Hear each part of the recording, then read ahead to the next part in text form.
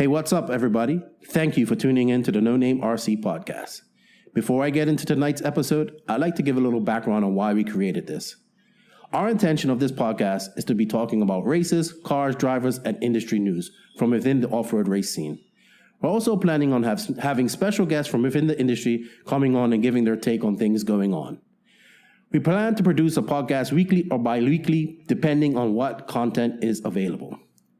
The podcast is completely free, and funds from JQ's Patreon is how we are able to bring this podcast to the public. So if you like what we're doing and you want to support us, you can go to patreon.com/thequagrain and make a small donation. Also, please check us out on Facebook or Instagram at the No Name RC Podcast. Give us a like or share, as well as our Twitter feed, which is at the No Name RC Pod 1. Thank you for following us, and let us know what you would like us to talk about in the future. Please enjoy.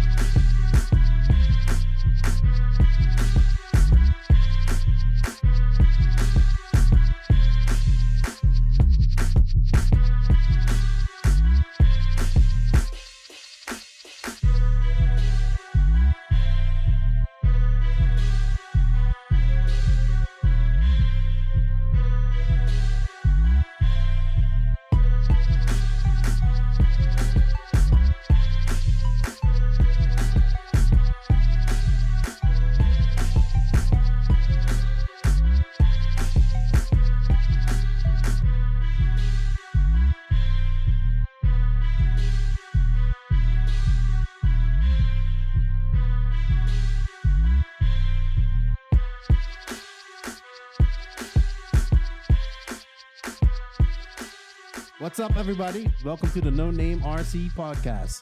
I'm your host, Keenan White, a.k.a. Lefty the Great. And along with me for the ride is my co-host, the village idiot, the man that doesn't need 3 days practice, Joseph Quagrain. What's going on, Joseph? You're just back from the Worlds. It was an awesome event. Actually, I don't need 5 days of practice. I just had 2 days of practice. So I missed 3. So I know numbers aren't your strong point, but I just wanted to get that. Oh yeah, get that out there. Well, you know, it's like Allen Iverson said one time in a conference. He goes, "Practice? Are we talking about practice?" That's you right now. That's me right now. Yeah. But you know what? I proved my point, and I qualified in the exact same main as last time. Finished in the exact same main as last time. Maybe I should have done some research. My best lap of the event, I did, I believe, on my second day. Okay. So, yeah. And honestly, I mean, your car broke, and I think you came 38th overall. So. Yeah, I mean, realistically, I think I broke on the first lap. We went over this double and 2 cars tangled in the air, and I landed on my front shock tower, and it snapped the shock mounting screw. So we fixed it. I went out there and I did my final, but I was like 10 laps behind or whatever. So looking at the results, realistically, if things had gone my way and I would have been a bit lucky, I could have bumped in 4th. But what I think would have happened is I would have been battling with Hara and Bornhorst and been like 5th, 6th or 7th in that race. That's what I think would have happened. Hey, but here's the big news. You did win something. You did win a race at the Worlds. So that's cool. Yeah, I won the biggest club race in the world. Yeah, and I'll be honest, like, everybody was hitting me up and saying, "Man, this car looks so good. It's the best I've seen all week, and you drove well." I don't think you even made any mistakes. You had no pressure. It was too bad we was missing somebody in that race, but, you know, we'll touch on that later. But from outside looking in, I'm happy, man. We have the youngest guy to ever win the Worlds in David. Congratulations to him. I think for me, looking from, I watched all of pretty much every minute of the Worlds because I have no life. I thought it was well run. I mean, there was a slight delay when it rained, but I mean, I my hats off to the MORBC Association. I don't really know their full name, but they did a great job. I know John Dawes. He was like telling me he was there at 4:00 in the morning, and they did a great job. I think First Row did a good job. I mean, their first time doing like an RC event. I think it was good. I mean, some things needed to be improved on the coverage. We was missing the live timing. You know, that sucked, but well, it is what it is, man. At least we got to watch every minute of it, and I thought it was awesome. And we'll talk about that more later, but I know you're back. And deserved winner too. Deserved winner, yes. I mean, hey, he is the fastest guy in 8 scale right now. So he won. I mean, at one point, I thought, we'll talk about it later, but at one point, I really thought that Maifield had something for him, but it didn't happen. And I mean, Ronafalk was looking fast too in qualifying. And Tasman was there, but I don't think, in my eyes, I didn't think he had the speed of Ongaro. So it was a very exciting Worlds. It's my favorite race of every 2 years. And I thoroughly enjoyed it. And it looked like everybody had a good time. But, enough about all of that. And you're back home in the Philippines. You've had time to rest and rejuvenate. We have to talk about the thing that's blowing up the internet. Well, there's 2 things that are blowing up the internet. 3 things that are blowing up the internet. But it ain't an RC race. It ain't a world championship without drama. So let's get right into the drama. What about that engine? Tell me we haven't talked, so I'm talking to you for the first time about this, so I want to know what happened. So, hey, let me know. Okay.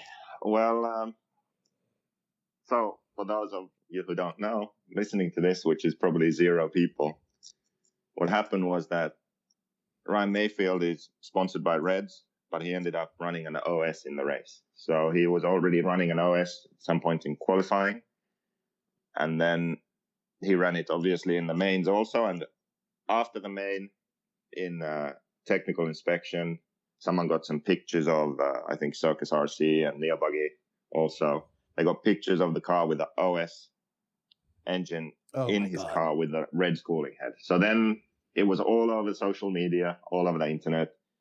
People were picking sides, and people were siding with Reds, saying that Maifield's an idiot and disloyal and it's a terrible thing to do. And people were siding with Maifield, saying that, well, the Reds engines are junk and he needed to win the World, so it was the right thing for him to do. But he didn't win the Worlds. Well, yeah, that's the thing. He didn't win the Worlds. And how ironic if he had flamed out. I mean, it's crazy. These things tend to not work out very well. Yeah. It's been proven before. So here's what I know. I've heard both sides, and it's never as simple as what people think. I feel like whenever something happens, people always think of it as black and white. So it's either right or wrong, yes or no, left or right, black or white. But the world is gray, and there's always more to the story. When you have an opinion, you have to base it on all kinds of different variables and accounts, then the opinion is nuanced. It's not one or the other. So I'm honestly, in this situation, I don't know the whole truth. I just have both sides of the story. Okay. And basically one side is Maifield has an issue. He goes, Reds, you can suck a dick. I'm not running this piece of junk. I'm running an OS. Boom. Reds are like, well, this is going to be a big stink. We just have to go along with it or cause even further drama. Right. So they just have a low profile. Maifield does what he does. Because and that's it. Then it blows up and they have to do something, right? Yeah. So that's one side of the story, that there wasn't really, like, Reds didn't really have an option. Maifield was like, no, I'm not going to run this. I flamed out already, because he did flame out in practice or one of the early qualifiers. I can't remember which. And then after that, that's when he switched. I already knew about this in qualifying, because in tech, I went to check. Because after they inspect the cars, they put them in these boxes where you can collect them with the body off because they take the tanks, right? So I just lifted the body and checked, and it was an OS. So I knew about this already in qualifying. But, well, I didn't say anything because I know it sounds crazy. I didn't say anything, but it's just not my place to blow it up because Reds are my sponsor too. And actually, believe it or not, Maifield and I are friends. So I didn't want to do it because I didn't know what the deal was. Right. I get that. So that's the one side of the story. So in this version, basically, Maifield is to blame and Reds were backed into a corner. Then the other side of the story is Maifield has a problem, and Adam and Jason Rona approach Reds, and they talk about the engine issue. They say, look, Maifield has a great chance of winning that race, and he'll win it for us as Mugen and J Concepts. We need to know what you can do so we're not going to have a second problem here. So he flamed out once. What can we do to fix this problem? And then apparently they had agreed that he could run an OS with a Reds cooling head on it. Right. And everything was fine. I'm sure Reds wouldn't be, super happy about the situation, but maybe that's the best solution that they could come up with in this situation. Then he runs it. Everyone keeps a low profile, but it ends up blowing up. After it blows up, Reds goes, you know what? We have to act. He's fired. So those are like the two sides. In one side, Maifield's the villain and Reds is backed into a corner. On the other side, Maifield is kind of still the villain because he wanted to do something which is not the right thing to do. By the way, people, less of a villain because Reds agreed to it and everything was okay, and then it just blew up and went sideways. Now, my opinion of this is, whichever side you believe, I think it's not the extreme of either case. The truth is somewhere in the middle. So Reds is an Italian company. They basically branded their company with their name. They use Mario Rossi as the engine designer. Reds is the brand.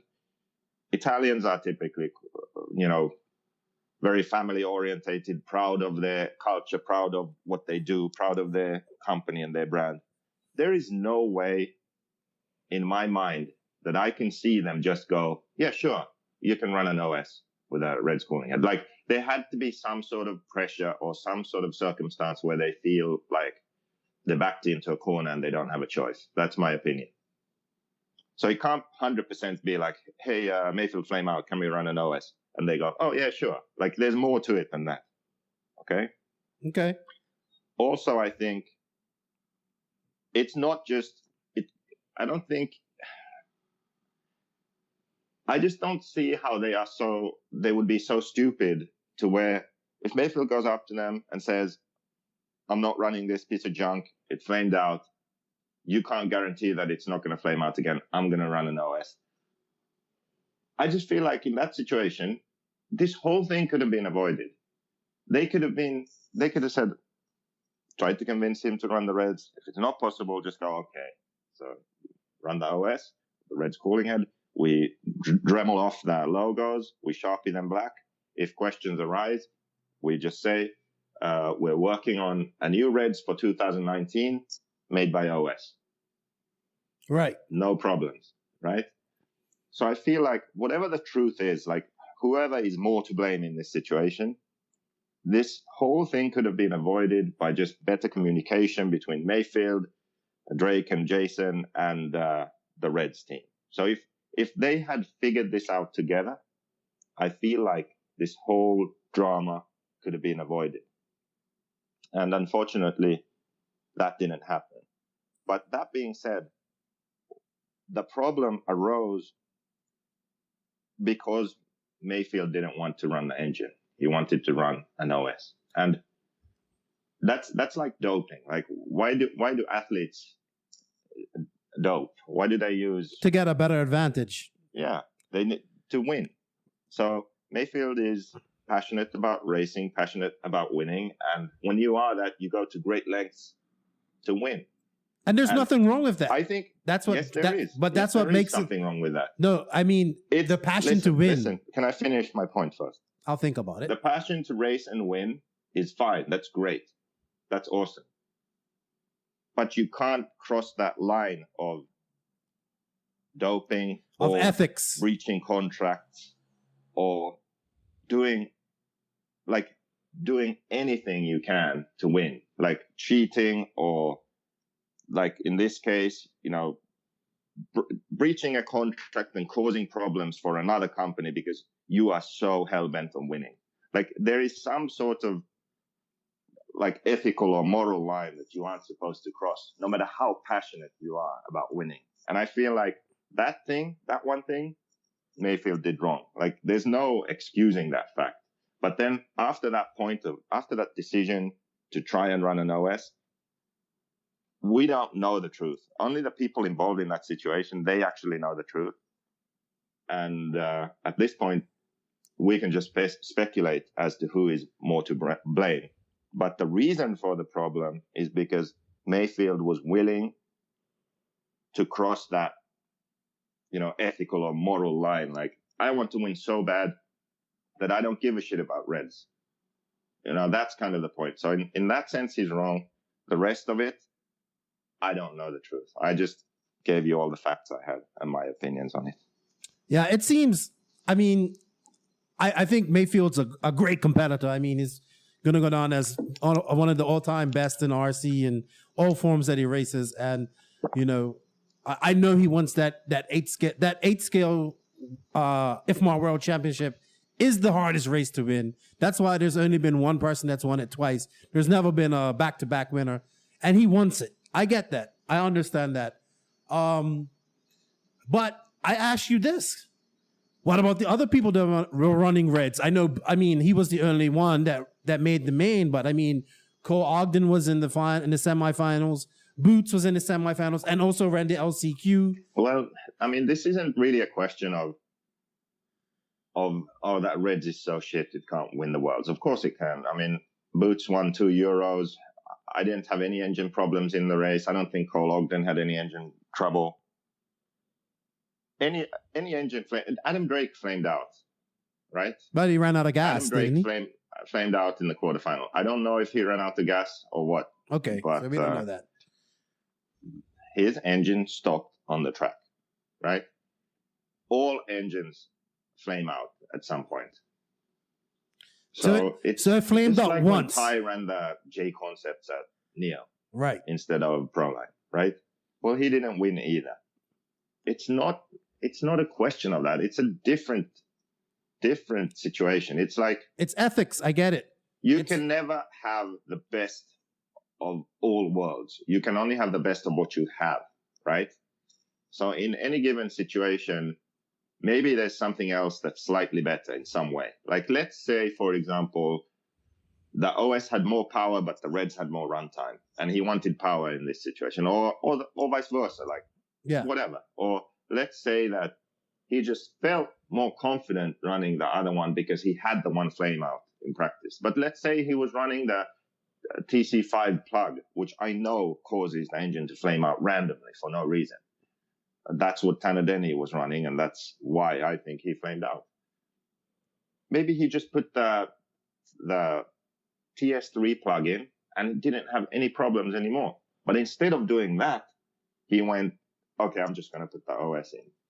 Yeah. So it's like David Ronefeld broken arm in one qualifier. He was TQing broken arm. He would be like, oh, I'm over HP. I'm just going to run the Serpent now.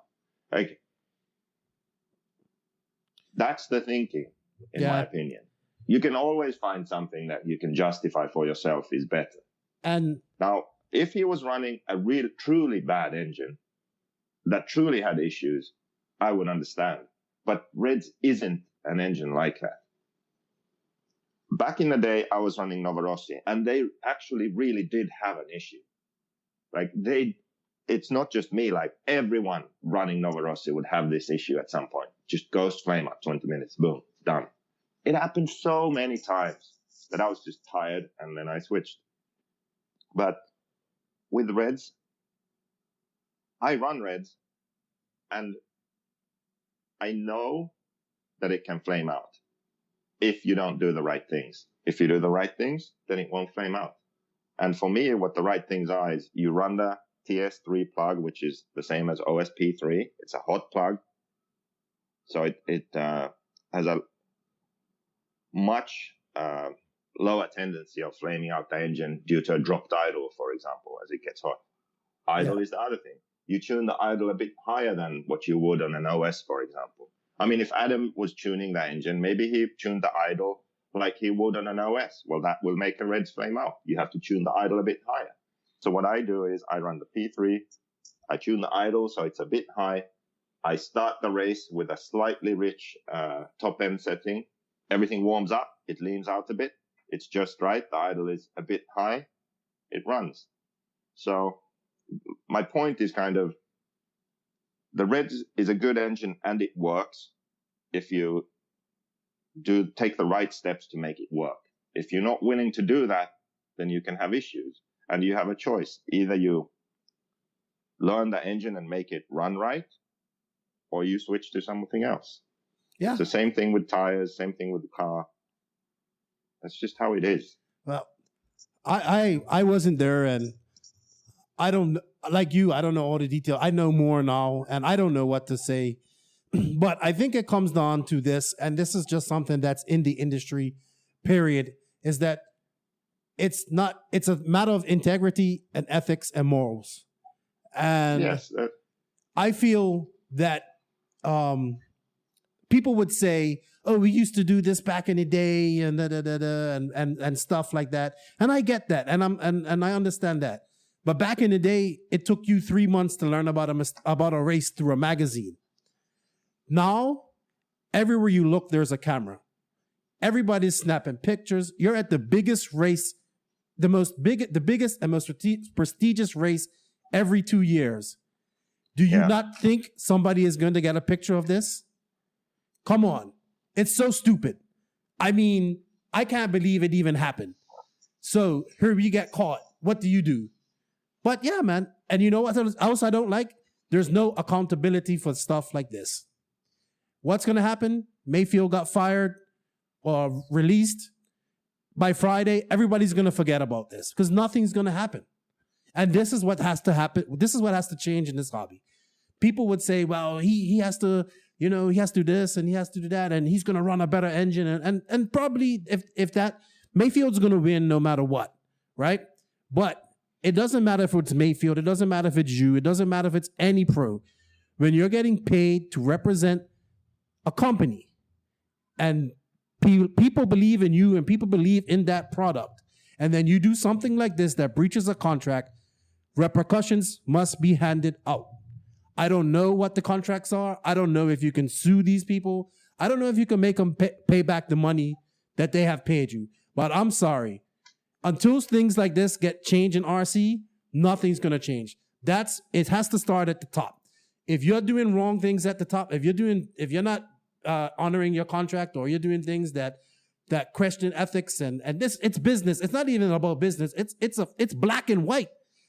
If you break a contract in real life, there are repercussions. If you don't pay if you move out of your house before your contract's up, you're probably gonna go get sent to court to pay for the rest of your contract. You know, understand what I mean? Your lease. So why is this not applied in RC? And until that's done, this will never stop. Because by Friday or Monday, everybody's going to forget what happened at the Worlds, which was a great event and tarnished by this. I don't know who done it. I don't care who done it. They should have run what they had. He didn't win the race anyway, so it was not an engine that stopped him from winning the race. Well, I think I'm not finished. Can I finish? Yeah, finish. Because, I mean, everybody's talking about this on the online, and like you said, you got one group of people taking a side and another group of people taking a side, but nobody's looking at the whole the whole integrity and moral issues that this brings up in RC that have to be addressed, because it's not professional. Simple as that. We have people getting paid. They must, because I mean, like this is bad. This is not like. Well, I mean, the same kind of things happen in other sports too, but the reason nothing happens in RC after this is because the companies don't really have the money or the like what's the word? The incentive to do anything about it. For Reds, this is obviously really bad, because I wouldn't be surprised if they suffer in sales because of this, because it's like the worst. It's horrible. It's the worst possible image you could get. Like, you have one of the best drivers in the world running your product, and then they break their contract, basically pay to run another contract. I mean, I'm sure he didn't pay for the engine he ran with. Maybe he did, but I doubt it. I mean, he got it from someone. But the point being that he would rather run something else than the product that he's being paid to run. That's a really bad image. And it's almost irrelevant if it's justified or not. Like, let's say the Reds was exactly the same as the OS and someone did it, it would still be bad. Let's say that it actually is worse than the OS, it would be equally bad. I feel like just what happened, it's bad no matter the truth about the quality or performance of the engine.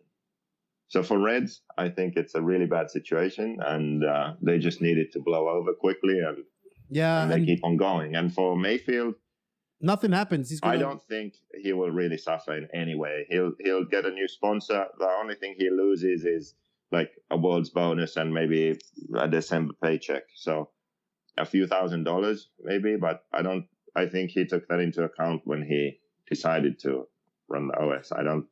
I honestly don't think his image or his of course not will and suffer or care about it. You know what? I'm still a fan of him, and I still think he's probably the best American 8-scale driver that they have out there.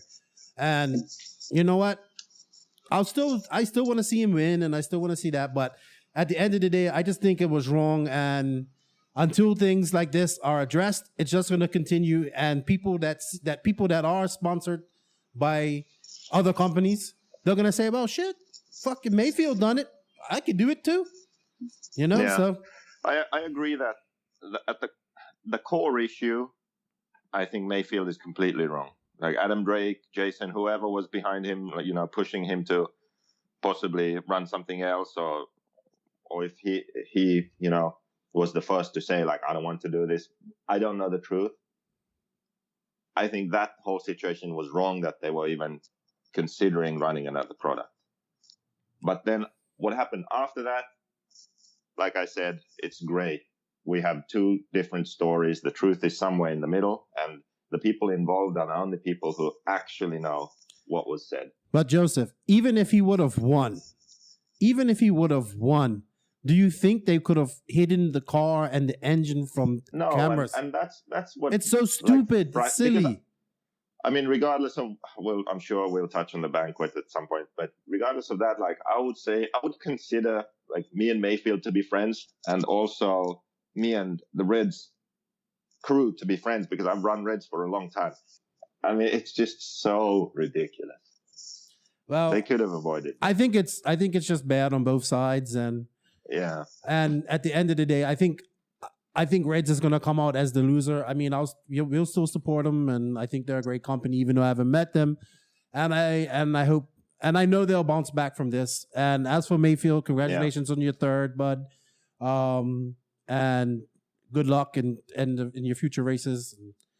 Hopefully we get to see these guys race. Hopefully the European guys come over to DNC and race her, and because that's the next big race, and we get to see them do it again. So because getting to see the best race all together is really cool, and I thoroughly enjoyed it. And I don't think we need to drag on about this. I mean, we talked about it. I mean, everybody in the internet speculated, and you bring some balance to it. And at the end of the day, it's done. It's done. By next week, it will be forgotten. So yeah. So what about the race then? What about the race? I loved it. I think the track was great. I mean, it was I didn't think it really got blown out. I mean, I saw one jump that had a big hole in it over on the right hand side. I think it was great, man. I think it was long. I enjoyed the qualifying, but it was a little bit long in the tooth, long-winded. I think I didn't really watch much of the lower mains because it was later. I know Lico from JQ Racing, he bumped up 4 times, dude, and he like came 6th in his fifth race. So he raced for 100 minutes. That's your money. You can't beat that like with a stick. You know, a couple of I don't know. I mean, that's the good. I guess that's the good thing about this race. You do get track time. That's one thing. If you're there, you do get quite a bit of track time, especially if you bump up. But I mean, I arrived late, so I got there 3 days late intentionally. I just didn't want to be there for all that time, and I would say that was definitely the right choice. I mean, the second day I was all excited, you know, to go racing, and other people were just like already frustrated and tired of that shit. And I mean, I'm happy to say I don't know what my influence has been because I've been really vocal about this. I've been really vocal about the length of the races, and I mean, now I even didn't show up for the first days, and everyone knew that. I mean, even the organizers and the IFMAR people, they knew it, and I told them straight to their face why I did it. And lo and behold, it's never going to happen again. No, that's good. We're not going to have 5 days of practice anymore. They actually changed the schedule to 2 days of practice, 2 days of qualifying, 2 days of mains. Awesome. And not only that, I mean, it's crazy. It's like they're finally doing the things that I've been asking for so long, and not just me, other people too. So they're also going to shorten heats, so we can run more times per day. So practice days, maybe they were talking about like we could run 5 times instead of just 2, and then qualifying we could run 3 rounds of qualifying in 1 day instead of just 2 rounds. So they're listening finally, IFMAR is, and they're shortening up the program, more times on the track per day for everyone, and I think that's gonna be a win-win. It's better for the racers. It's better for the organizers who have to take time off work to be there, and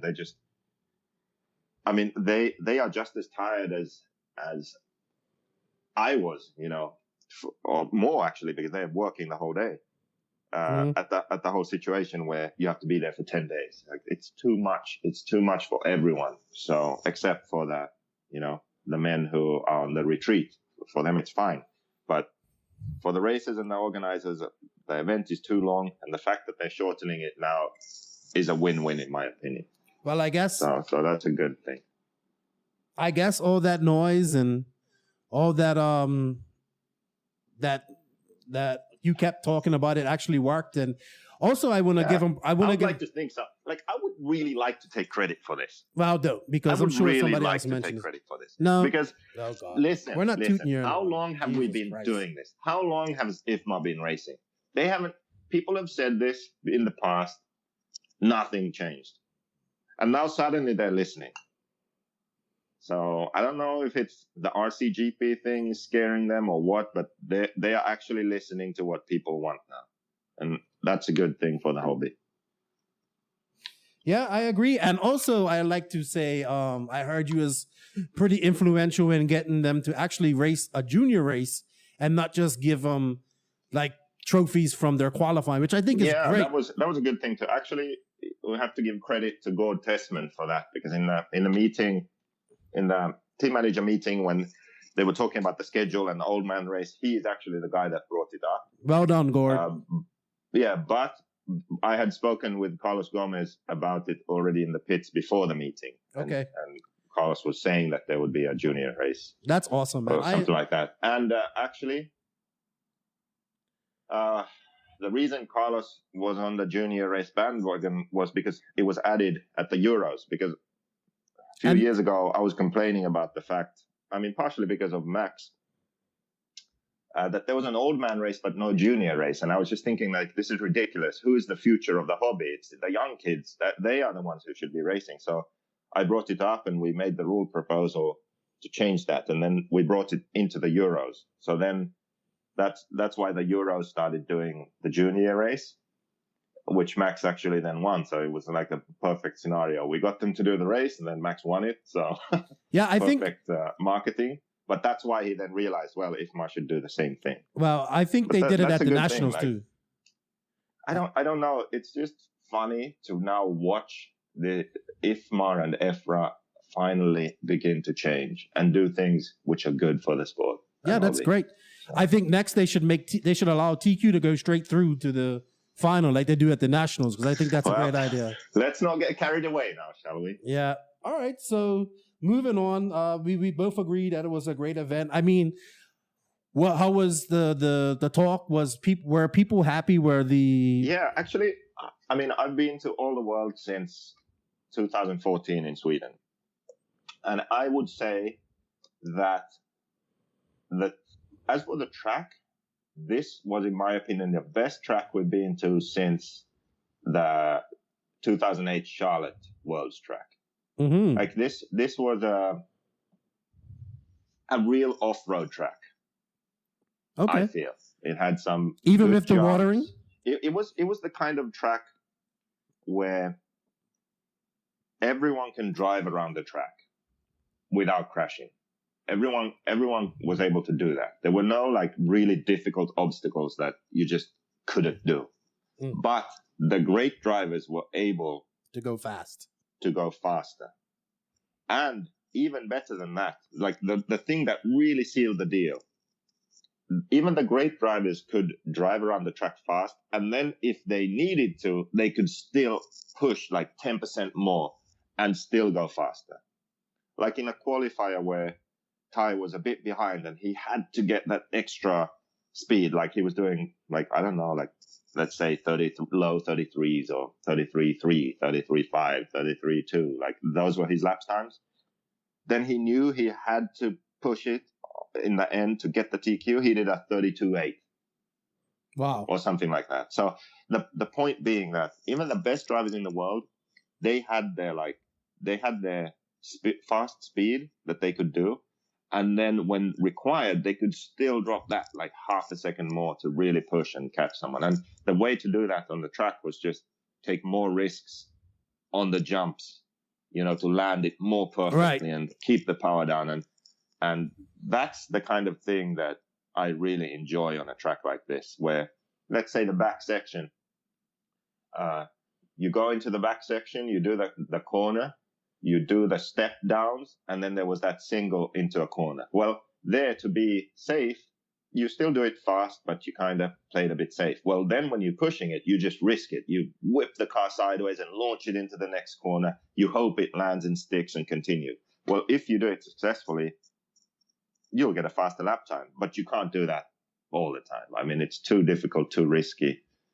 There's too many variables, but that track had many sections like that, and I really liked it. Yeah, I enjoyed it. I don't know how the surface was. Was it abrasive? How was sorry, go ahead. The watering was a problem. I don't care what anyone says. That to spend 5 days practicing and 3 days qualifying on an inconsistent track where if you're in the morning, you can pretty much forget about your run.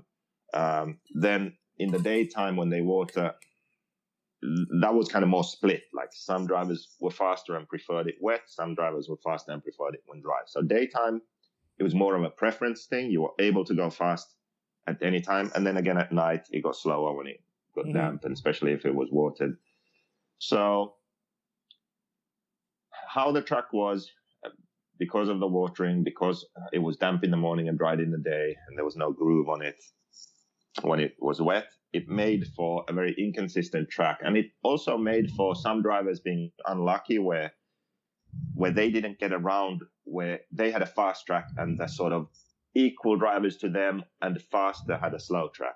You see what I mean? Like there were people who would normally finish maybe like 50, 60 range, and then they had a fast track, and those 50, 60 drivers that beat them had a slower track, and then there would be or maybe like 30 of the guys who beat them had a slower track, and then suddenly they would be like 25th to 30th in a round. That happened at Vegas. You can see that clearly even in the results. If you just look at like mid-pack drivers, they'll have a round where they do super well suddenly, or then they have a round where they do really badly, and often it's not even because of the driver; it was because of the track conditions. So to spend all those days racing the clock with inconsistent conditions like that, makes no sense to me. It was dumb. But then when the mains came around, it was just awesome. I mean, the track was great. It was awesome. Everyone had the same conditions at that point. It was so much fun then. But I don't know. I think. How about the qualifying though? It was a battle. I mean, Tessman got 2, Ronnefalk got 2. Ronnefalk, I think, had the best chance to get 3 or more if his car didn't break. And just to finish my thoughts on the track watering, I think. Sorry. For a race like this, I think we shouldn't go to tracks that need to be watered. They need to figure out a way to keep it consistent without doing that. It adds time to the schedule. It makes it unfair. And I'm just not a fan of it. If it's just some smaller race or shorter race, then fine. It's not as important. But this race is so important that I don't think it's the right thing to do. Well, the next one's in Brazil, so that's cool. At the end of the day, the best will still, be in the main. But it's like the principle of it. It's just not fair.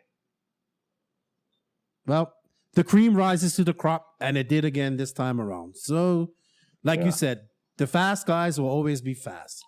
But qualifying, now, I thought it was pretty cool. Ty showing brilliance. He was out there. He was flying as usual. 2 for him. He was the most consistent guy. Obviously, I say this all the time, the best team in RC. Him, Gord, his mom. Hey, awesome as usual. The results were mixed partially because of the track. Because, for example, the first day, the first heat was fast guys, and they ran on the wet track in the morning, and that was slower than the second heat, which then had, they broke in the track a bit for the second heat. So there were those situations where the top 4 heats had the fast guys in them. The top 2 heats had the fastest guys. So there was a slight difference between the first and second heat because of the track, and then more difference again to the third and fourth heat. So that played into the mixed results a bit. But then also there was just weird luck. Like Ongaro was on for a TQ and his wheel fell off. Yeah. Literally his wheel fell off. I don't know how that happened. And then David was on for, if not TQ, then definitely a second or third. And he broke. And another time, same thing.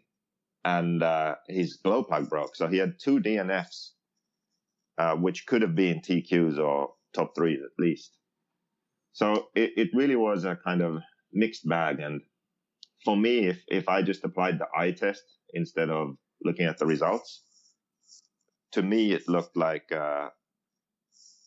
Ongaro and Ronnefalk were the fastest guys. And then Maifield was super consistent. He was always there. Like those 3 separated themselves a bit. Ty, for me, even though he did TQ the race, I would still put the other guys ahead because I think there was the one round where he really squeezed out the fast lap times there in the end and got it. And that looked like, wow, that's really great. But then in the other rounds, I'm not going to say it was gifted to him because it wasn't, but he kind of made mistakes and he just didn't look as brilliant as the others to me. Right. I get it. Maybe that's a bit his driving style too and how he is. But to me, going away after qualifying, I didn't feel like, okay, this is Ty's race to lose. I was more thinking like, well, I mean, Ongaro. I thought it was Ronnefalk's, man. I thought it was. Then I was like, Ronnefalk, he had so many problems and still is so confident and just, came back after 2 DNFs and just TQ'd like he said he would before the round. That's impressive. So I was more on their side than I was thinking about Ty.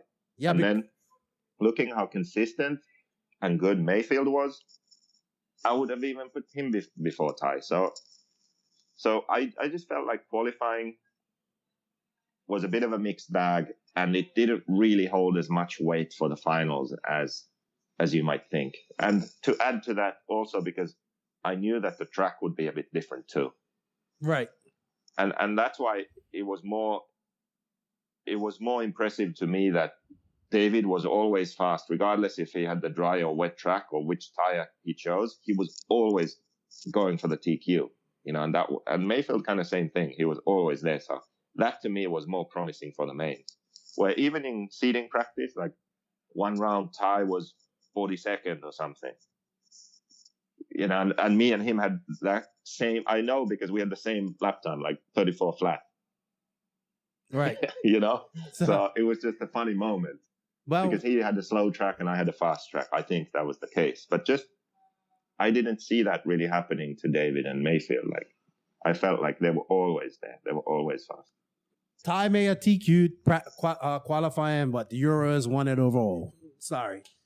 They got 2 European drivers, got 4 TQs, and they were like, they were fast. I think Ronafalk just had issues in his main, and that caused, what the hell is that noise? That's the testing fire alarm here or something. Oh, great. Yeah, so you want to talk about the main? Yeah, we can talk. We can go on and talk about the main. Let's keep it brief. I mean, we all saw it. We didn't have to talk about it for an hour, but well, I mean, there was stuff that happened that maybe people didn't see. So, on the first lap, what happened was David's clutch started slipping. So he was in second place, and they were heading up to the triple, and I could just hear it already before the triple. I just heard something slipping, and I was like, "Oh no, someone broke!" And then I saw David doubling. And I was just like, no, David's clutch broke. Something happened. He's out. And, you know, more for the race. Like, I would have wanted to see them all race together. Yeah. So he had to come in the pits, and then Adrian, you know, pushed the car down, and David revved it to kind of burn the clutch. Yes. To get rid of the oil. And then he did that a couple of times, and then it gripped, and then he was on his way. But he was dead last, you know, far from everyone. Really? And then and that left... who was leading then? So Maifield was then leading from Ongaro and Tessman, I believe. And it was a freight train around the track for a while, but then Maifield and Ongaro pulled away. Yeah. Ty made a mistake at some point. Yeah. Ty kind of fell back, and then it was the Maifield Ongaro show, basically. It was awesome to watch, man. And then so cool. David went from really far behind. Like we were basically like, well, that was David's race.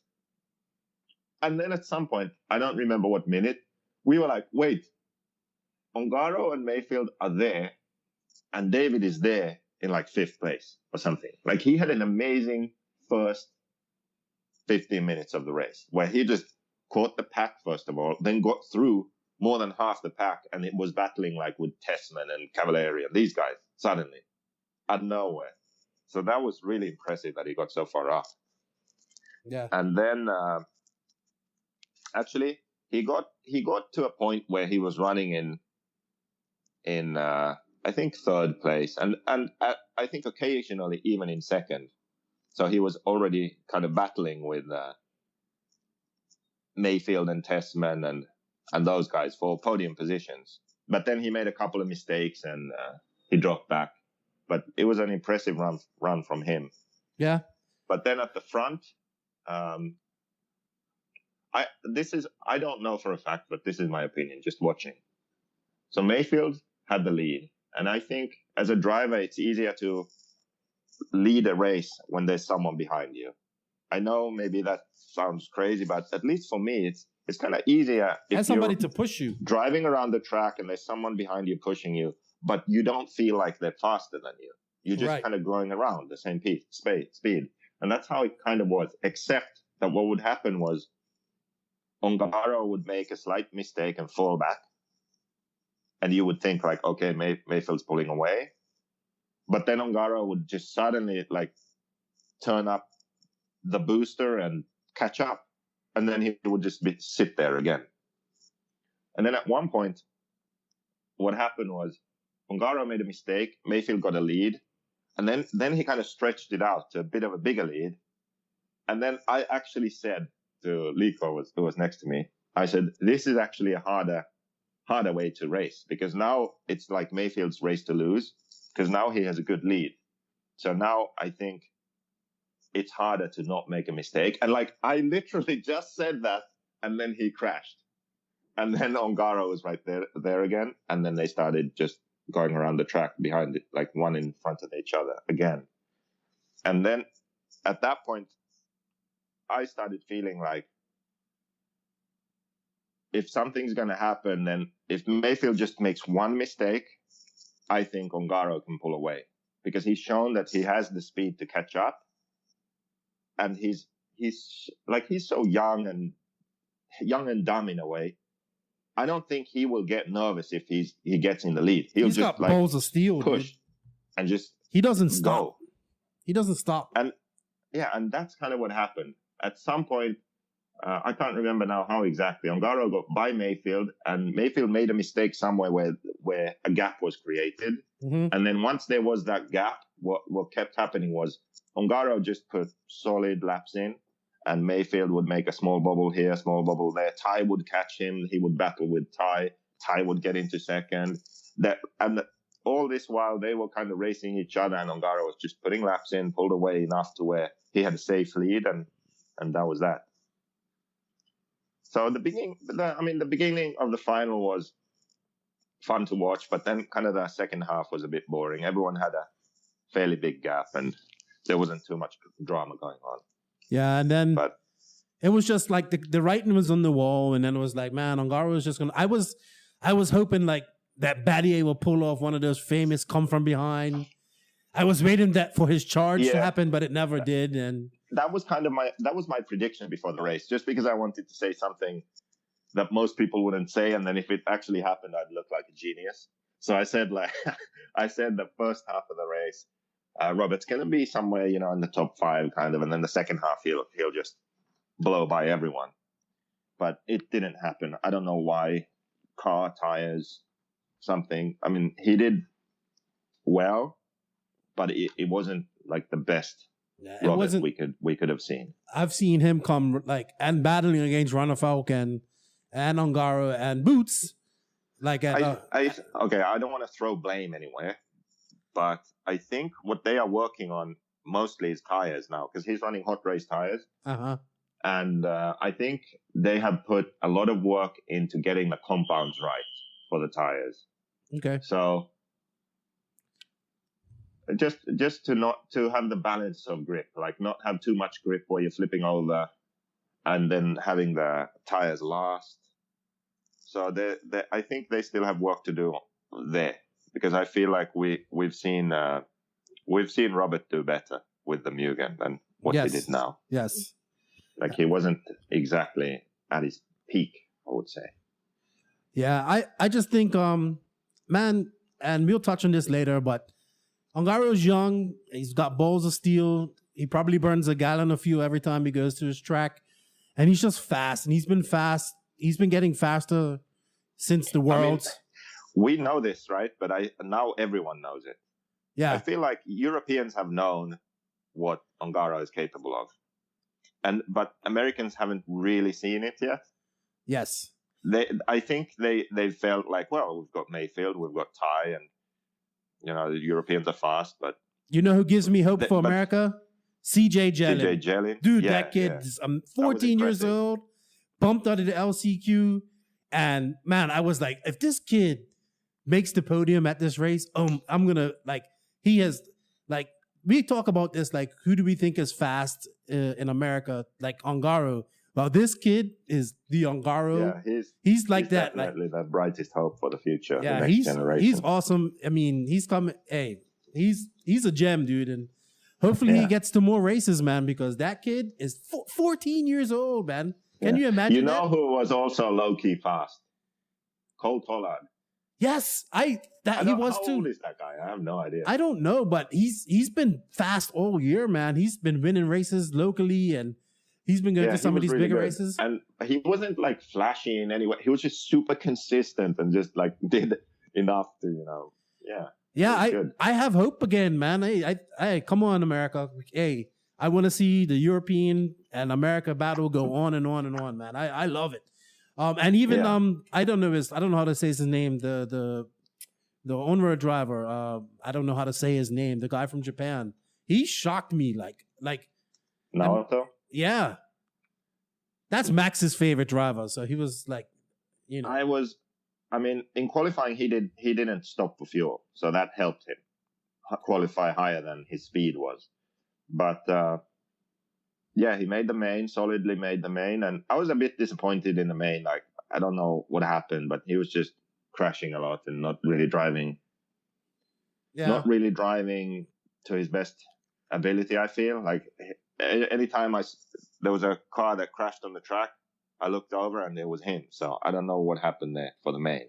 I think But up until the main, I think it was awesome. Like, yeah. actually, that reminds me, that on-road angle, you know who could have been in the battle for the win had he made the main? Coelho. Yep. He He looked was good. flying in his semi-final. That was ridiculous. Like, he was so fast in the semi-final. Oh man, he was like he had the fastest lap too. It was that dude. That dude's I kind amazing. of missed what happened and where he came from, but he just caught up to Ty and those guys. Like, wait, who's this guy? Like, where did he come from? He was looking really good. Hey, well, Degani So says it's such a shame he didn't make the main because I think it would have just made the race so much better. I would also like to add these notables who I think should have made the main, but I mean we can only take 13 people. Cole Ogden had a good weekend, had a good race. He had a kind of he flipped in the middle of a jump and he was, in his was maybe the LCQ, I think, and he got sent all the way back. Coelho was another one. Boots, unfortunately, he showed up at the he almost pipped CJ Jellin in the LCQ. That was some good racing. And I don't know who else, but I mean, there's a team. I think Rivkin, to me, being there, I feel like Boots was a bit off the whole time. He could have like fast laps, but he wasn't really consistently fast. Ogden wasn't quite fast enough, I feel. Plus, he made some mistakes. And then out of all those people, I felt like Rivkin was the guy. Like, I'm surprised he didn't make the main. He did really well in qualifying with top threes, and I don't know what happened in his semi-final. I missed that, so I don't know why he didn't make the main directly. But I do know he was in the tough semi where we knew that. Wasn't he in the harder semi, actually?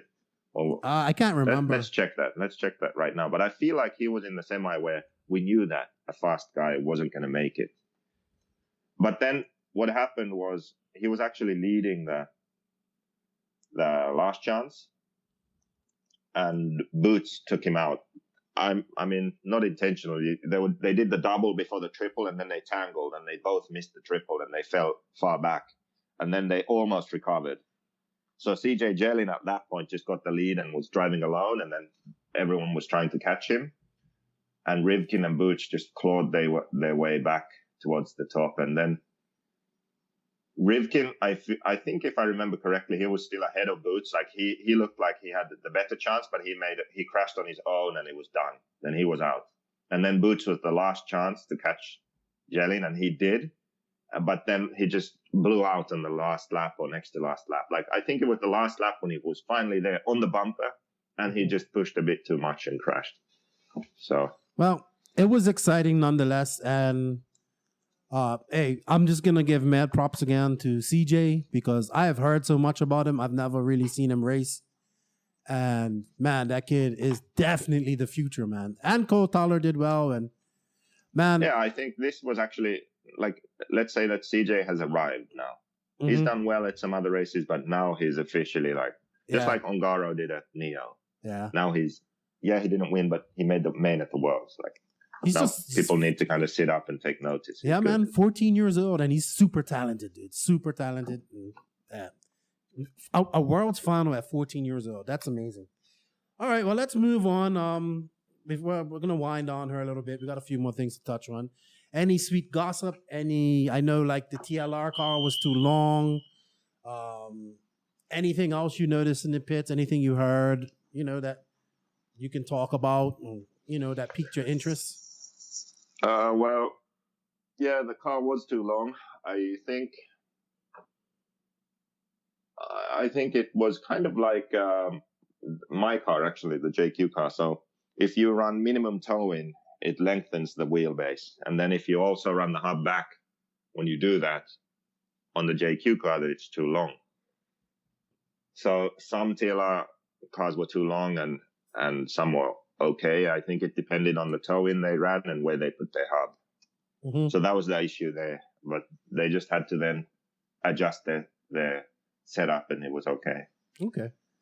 Savoia had a it good wasn't run. really a big deal. It was just during the practice days once they started checking everything. And Savoia proved that he's TLR's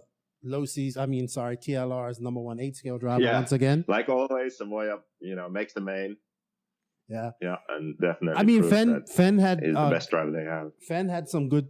Hey, Fenn did well too in qualifying and whatnot, but once again, did it. I mean, I said forget Fenn with PH in both before the race. I can't remember if it was on this podcast or in some prediction blog or something. You did. But I did say that, and early on it was funny because it's like, oh shit, he's looking really good. But then I still kind of stuck to my guns. I was like, there's no way he'll put a race together and actually finish. And, well, he didn't. So yeah. there is that. Well, I guess the other big, I would have to say it was a disappointment.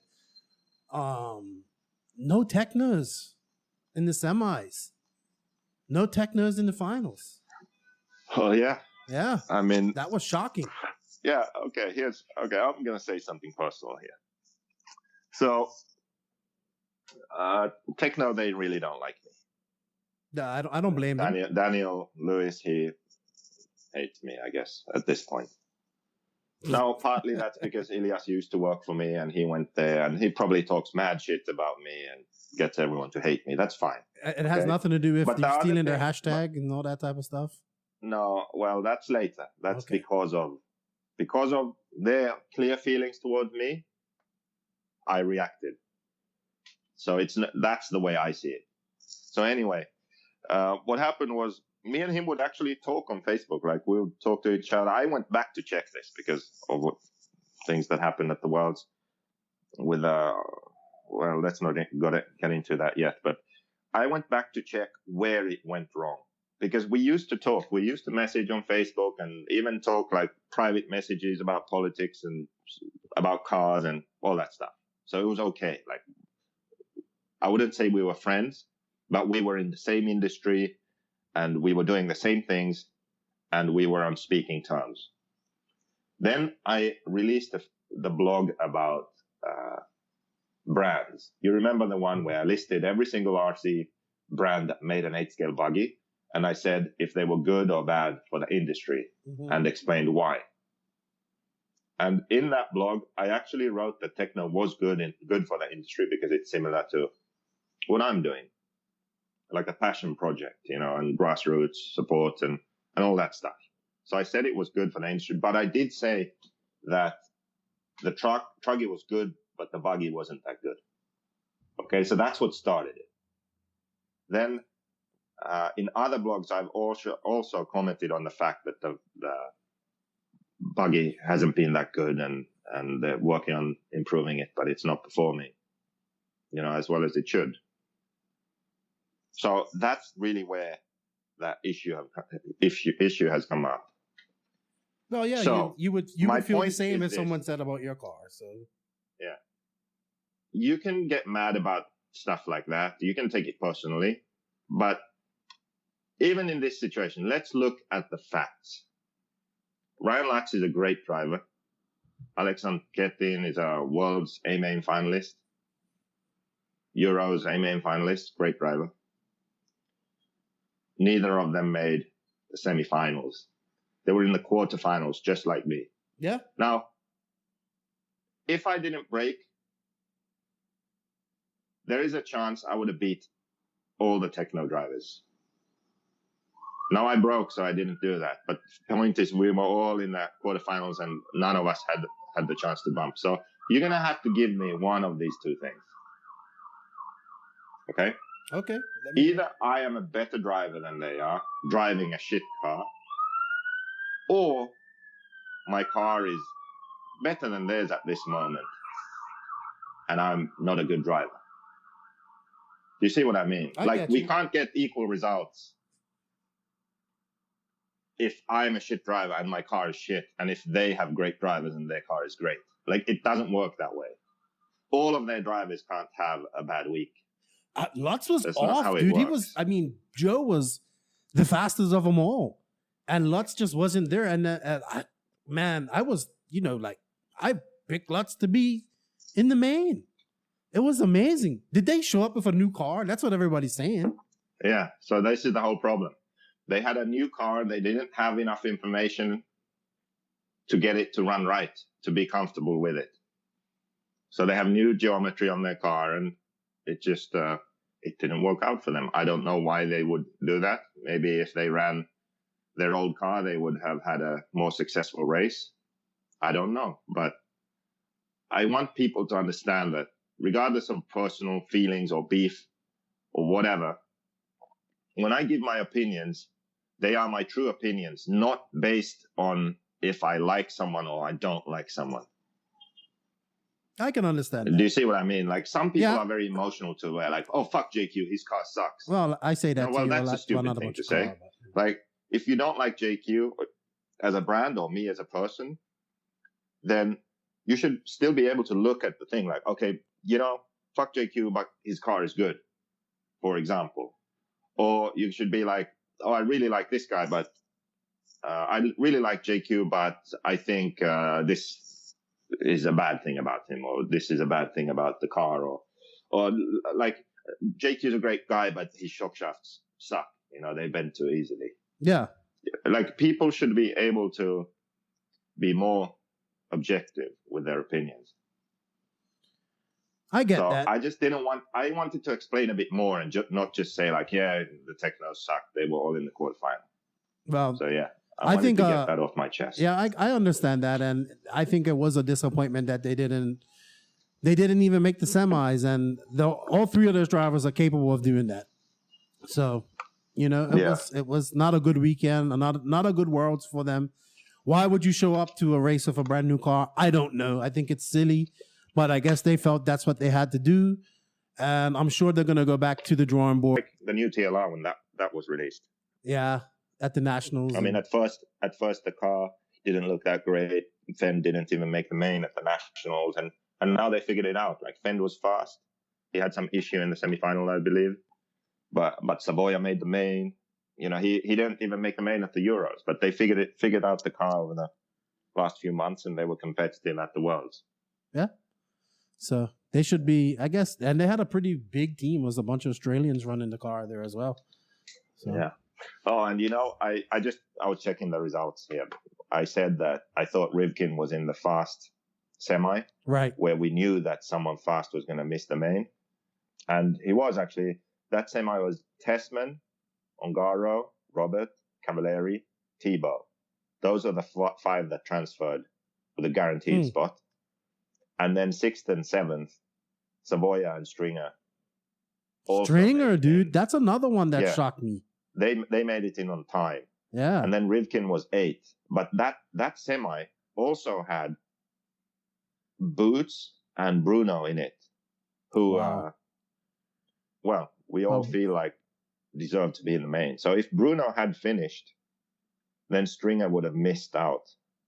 And Renault would have been the last guy to make that's it. That's racing, dude. And it was awesome to have two Australians on their own track. But we were always guaranteed to have 3 or more top 10 level drivers in the last chance qualifier. Yeah. So, yeah, that was crazy. But, looking at these results, one thing I want to touch on is, who had a great, apart from Stringer, like you were saying, who performed well, home country race, making the main, that's a great achievement. But who stood out also? Who's that? Billy Easton. Ah, right? Yeah. What the hell? Like the soul fast serpent. How old is Billy like now? 42 or something? Like 40 something. Has a family. Yeah. Full-time designer for Serpent. I don't think he's like out there grinding laps at the track. He's been racing a lot. That was impressive. He's been racing a lot on the East Coast in the last since the Nationals, man. He did good at the Nationals too. Yeah. But Billy was one of the fastest guys in the world at one time. So, Yeah, world champion in two-wheel drive. World's main in Thailand, at least in 8 scale. So you can't take that from him. Yeah, he did really well. That's pretty cool. So he was fast throughout the race, practice, qualifying, and in the main. So yeah, that's good. Well, let's talk about one of the other controversies that came up over the world. Well, I wouldn't even say it's come up over the world. It's been circulating since 2016 Worlds, and it's about gyros, man. You know, not the sandwich, but you know, gyroscopic driving enhancement. You're breaking equipment. up. I'm fine. I can hear you fine. Hello? Yeah, I didn't hear what you just said. We're talking about gyros. Okay. What do you think? You know, we're not talking about the sandwich. We're talking about gyroscopic driving enhancement equipment. Yeah. So the deal. After the race, all the cars go to tech. Now, I just went into the big tent and... You just seem to always be in these spots, don't you? No, I wasn't at first. Yeah, I was just in the big tent, and I swear it was like an hour or something later. And then I just go outside the tent, like, look what's going on. And I see a whole bunch of people surrounding the tech booth. So I walked over there to see what's going on, and I asked someone, and they just go, yeah, they're looking for a gyro in Ongaro's car. No way. Yeah, and I was just like, oh, fuck. So we had Mike Truey in there because he flies planes or helicopters or something, so he understands gyros. So he's there like a consultant, you know. They have David's radio. They're going through the menus. They have someone there to translate what it means. I don't know. Was it in Italian or? I don't know. Can you change the language on them? I guess so. I don't know, but yeah, I would there say was so. someone there anyway. And yeah, it was just a mess. They were pulling like receiver pack, receivers, servos out. Yeah, apparently they checked all cars, but there was a definite focus on Ongaro's car. Let's put it that way. And so there was a rumor that Gord Tessman filed a protest, right, against Ongaro, but apparently there was no official protest I filed. heard that as well. But let's just put it this way: there is no way that they do this if someone doesn't bring it up. Of course. Okay? If Tessman wins the Worlds, also, there is no way they do this. I think this happened because ever since Ongaro got fast, there has been talks and rumors about gyros. And people have accused Ongaro of using a gyro, and people came up with a on gyro instead of Ongaro. Like, it's a well-known fact in the pits. Yeah. That's what people think. And I think what happened was he won, and so many people were saying Tessman that I think he was involved to some extent. Now, maybe no protest was filed, but I wouldn't be surprised if God brought up the topic of gyros. I mean, someone had to do it. It's not like they just suddenly thought to check for gyros. You know, someone was talking about gyros there. People were saying it was Tessman. I wasn't there, so I don't know for a fact, but when the overwhelming amount of people are saying like God made a protest talking about gyros, then where there's smoke, there's fire. Yeah. So I think what happened was someone brought up gyros. They should check for gyros. No one paid to officially protest, but IFMAR checked for gyros. That's what happened. They were all in there and going through the radio, as I said. And Mauro, David's father, was just so mad. Like he was going nuts. He was just getting more and more angry the longer this was taking. And then finally, what happened was they checked everything. They didn't find anything. I believe they did check receiver box, receiver servos, receiver battery, radio. He didn't find anything. Then he got his car and everything and was like yelling in Italian. I never asked people what he actually said, you know, holding the car in the air and just yelling at everyone and walked away. I'm sure he was pissed off. So it was like it was a pretty powerful scene, just that moment. But yeah, I can understand his frustration because they've just achieved, you know, the greatest achievement you can pretty much achieve in 8-scale nitro racing, winning the World Championships, and they're immediately labeled as cheats. And yeah, that probably stings Yeah, I would a be bit. pissed off. I would be pissed off too. And I know a lot of people, like, from what I'm reading on the internet and talking to people, and a lot of people still don't believe it. And this is what I have to say about it. Until it's proven otherwise that he's using one, this kid is just extremely talented. He puts in work. He has a world-class track. I don't know if it's in his backyard, but it's near him. I guarantee you he goes to the track and burns a gallon a day. He's talented and working hard. Until it's proven otherwise, that's how it is. Simple Well, as let's put it this way. If Tessman TQ'd the race, and let's say we go to another race and someone beats him, does that mean they are using a gyro now? Like, how does that work? I don't know, He's but only using a gyro when he wins, or how does that work? The gyro talk came up at DNC. It was checked at DNC. Nothing was found. So I don't know. Honestly, I think this whole gyro thing, there are two reasons for it. One is that some people are sore losers in the way that they can't accept getting beat. They don't believe it should be possible that some kid from Italy should just wax their ass. That's what I think it's a lot to do with. More than anything. That's one thing. Then the second thing is, in Italy, there are actually people who use gyros. And this is the thing that I really want to investigate more. Like, I really want to try them and learn to understand them, to see if it even makes sense or if it's possible. But what I have heard is gyros do help. They do help a lot. But at this stage, they don't help the best drivers in the world. They're more a hindrance than a help. Like, if you're struggling to get around the track, then a gyro will help you. But if you are so good, if you are as talented as these top guys are, you are the one controlling the attitude of the car, and you want it to slide in this way, and you want to do that, and you want to throw it around this corner to be fast because you got on the brakes too late, or whatever the case is. The gyro will fight against that. So when you're such a great driver, as these best drivers in the world are, then the gyro doesn't help you because it's trying to do something that goes against what you are doing. Yeah, does that make that. sense? Like, a bad driver is just like spinning out and can't accelerate straight, and okay, then it helps you. But a great driver is intentionally doing something different.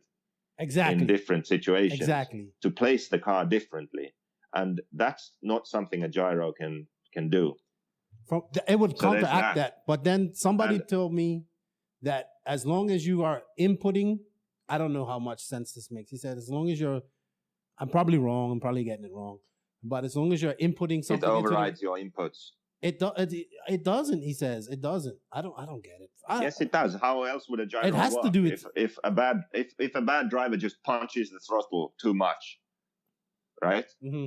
And it spins out. I think it was talking about more in the air. What's the point of having a gyro? I think he was talking about when you're actually in the air, not when you're on the ground. I'm not sure. Well, how does it know when you're in the air? I think right now, I don't think that there's a gyro that would help Ryan Maifield or David Ronnefalk or Davide Ongaro. I don't think there is one. But do I think it's possible that one could be developed that would help? Yes, I do. Because that would be more like traction control and always kind of getting the most of your car. But I believe to do that, you need more than just a gyro placed somewhere in the car. Like, you actually need data collection at that point, I think. Like, you need sensors in the car to truly have traction control and to gain a benefit from electronically adjusting the power and the attitude of the car. That's what I think. I don't see how a simple gyro could do all of that. But I don't know. I haven't studied gyros enough. I'm not an expert. All I think is, in this case, I don't believe that he's using one. Wow. In the future, as technology is advanced, I think it will become a greater problem. Wow. But right now, I don't think he is using one. Well, all I can say is congratulations, David. Please come over to DNC and race the Americans on their home track. I would love to see it. I love to see the best race as much as they can. All right. Enough about maybe gyro not the game. DNC though. Well, we'll touch on that too. We'll touch on that in a little bit. I mean, we're running a little late here, but we got some good content here, so we'll keep on going. Yeah, I'm actually going to write a blog about the whole gyro gate and give my full opinion on it. But yeah, that's awesome. yeah, I think it's you might have to do a Facebook Live here too soon. Sore losers is one part. Another part that people actually do use them in Italy. And all of that put together, the fact that he's super talented, he runs a different setup to other people. It fits with his driving style. And he's faster than the other drivers in the world when everything clicks. It's all those things combined just made it an easy out to say like, oh yeah, he's using a gyro. And he's number one right now. Yeah, number one right now. Okay, so moving on. And I'm going to say this. I watched the Worlds to 5 o'clock in the morning. I watched your main, and I was disappointed because, I wanted to see the final showdown of you and Adam. Because, I had $100 riding on that. I was betting on Adam to beat you. And, I needed $100, man. And I was pretty sure he was going to beat you. And I really want to see that race happen because I think it would have just settled this whole thing between you and him. And then it could have, I think maybe you guys could have shook hands and said, okay, can we just continue? Like, all right, let's just call it like be friends, or we can be, you don't have to be friends, but let's just stop, because, come on, like you've been pushing buttons. If it was if it wasn't Drake, if it was someone else with a bit more of a sense of humor, then that would probably have happened. But I understand perfectly well why he didn't race, because what did he have to win in a sense? Like he had so much to lose that if I was in his position, I would probably not have raced. Like if I'm him, if I'm trying to think like I'm him, I wouldn't have raced. I can understand why. I mean, it's like he can only lose basically. I mean, people will say that he had to help Maifield, and he probably did because that was no, that's not that. It was a 15-minute race. At the end of the semis. Well, I think it could have been could have easily done it if there was no. Let's put it this way: if there was no captain club race situation, I think he would race. Okay. Well, it didn't happen. You won it. So you got an award at the banquet. And I woke up. Hold on, let me finish. Because I went to sleep at 5. Yeah. And then I woke up at like 9. And I was like, I went to sleep and I said, the Worlds are great. No drama. Like, everything's fine. I woke up and like my inbox is like, got the video in it. I talked to like a couple of guys that are there. They tell me what happened. I was like, oh, this is not good. And then I saw the video, and then it just started circulating on Facebook, and I was like, oh, this sucks. But I didn't know what had happened, so I finally got talking to you, and well, you walk us through it because this is your drama, and just tell me what happened, please. So you're talking about what Maifield said now. Yeah, well, I mean... Sorry, I zoned out. Yeah, of course you did. Well, we know that you and Adam didn't race in the 35 plus, obviously. And you got an award for that, so you got to go up and say some words. Yeah, okay. So before I went up, Josh Payne went up for third place, and everyone was saying like, speech. So, okay, he had a speech. So already I was like, oh, fuck. So it was embarrassing enough just going up there, to get an award. Like it's meaningless, not all the 35 plus drivers raced it, and it doesn't really mean anything. So I'm up there, and then same thing, and I wasn't going to say anything. But then there were some people who wanted me to say something, and then the guy on the stage was, holding the mic, and I'm just, okay, so I'll just say a couple of words. And I hadn't planned anything. So basically I said the most obvious thing, which everyone was waiting for. And I just said something like, okay, so yeah, I'm happy to win this. It's a shame. It's just a shame that with this being the biggest club race in the world, that the captain didn't show up. That's basically what I said. Maybe I said it in two or three sentences or just one. I can't remember. And I haven't seen a recording, but that's the idea. That's what I said. It's biggest club race ever, and it's a shame that the captain didn't show up. Oh my God. And that's it. Like, people were laughing. Cole Ogden was yelling, like, who's captain club race? But I didn't say any more, and that was it. And we posed for a picture that never happened, and no one was interested. And Josh was like, no one cares. And then we just walked off the stage. And that was it. Like, whatever. No big deal. And then, I don't know how long later, like 10, 15 minutes later, when it was Mayfield's turn, he goes up, gets his award, and then everyone's seen the video already. And then he just, blasts me. He says, I can't remember anymore what he said. He said something. He said, JQ is you. That I'm bad for the industry, and I shouldn't disrespect someone like Adam, who's a stand-up guy who's great for the industry and well respected. And then he went on to say that maybe we shouldn't support RCGP because it's JQ's series. It's just made so he can go race more or something. Maybe we shouldn't follow him down that path. Like, that was essentially what he said. Yeah, I believe. So now I'm there, and my mind already is going to like all the possible comebacks that I can use. But I'm like, in this situation, I don't know how, but I was just. I didn't say anything. Shut up. I didn't say anything. I up? mean, when he was saying those things, it was so embarrassing, because people were like turning around and looking at me like, hey, they went crazy, now? like, and it was just like, he's on the mic and I'm at the back of the room, and it's like a situation where I can't defend myself until he's done. So I just have to sit there and wait. And then as he was saying that, I was just like, whatever I say, even if I'm right, even if I have like a bigger zinger than him to say right now, it's only going to make it worse. Like, it's just going to escalate the situation. So I actually, amazingly, maybe for the first time in my life, shut up, and I didn't say anything. Like, Ryan Mayfield actually managed to shut me up. Thank you, Ryan. You finally did achievement. something that nobody else has been able to do. Yeah. You shut JQ quite up. That achievement. Yeah. So I was just like, yeah, I'm just not going to say anything right now. I think that's the best option I have. Yeah. But having said that, I mean, okay, we could break down what he said, first of all. But before that, I think what happened was he's close to Adam. Adam is his pit guy. Adam obviously doesn't like the whole Captain Club race thing. Ryan, I think, kind of laughs about it. Doesn't really care. It doesn't really affect him. But he was really pissed off because he just lost the World Championships, which I'm sure he felt like he should have won. He led for a long time, and then Ongaro just beat him straight up, fair and square. So he was mad about that. I don't know that the OS thing was playing on his mind.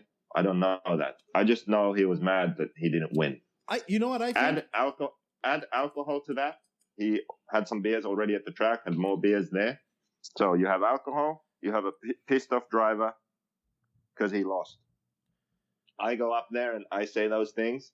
Adam, he knows Adam already doesn't like me and is mad, and that just ticked him off, and he said those things. Yeah. So I don't have a problem with Mayfield. He's always been a guy to wear his, emotions on his sleeve and tell it like it is. He says what he thinks, and he just said what he thought in that moment. Like, I don't have a problem with him, and he doesn't have a problem with me because we've already talked since then. Really? And we weren't arguing about that. Like, we just talked about the Reds OS thing. So, yeah, like I said, before the race, we, as far as racing goes, we're friends, and I still believe we are. So, but really. Yes, he burned me big time. Yeah, did he? At the Worlds, but I think I think it happened because he lost the race. He was pissed off and he was drunk, and it was in that moment. And do you see what I mean? And Drake is different. Like, he hates my guts. Mayfield, he doesn't care about those kind of things. So, well, it was just that situation. You said you've talked to him since that? Yeah. Okay, I didn't know that. So, yeah, because I wanted to know his side of the whole OS story. Right, and I'm pretty sure, man. Like, I'm pretty sure that they knew that that picture had been on Circus RC by the time the banquets came around. And I'm pretty sure that was on his mind too. But at the end of the day, I've told you this, you know, like I get it. You have the beef with Drake and that's your beef. And I'm all about rivalries.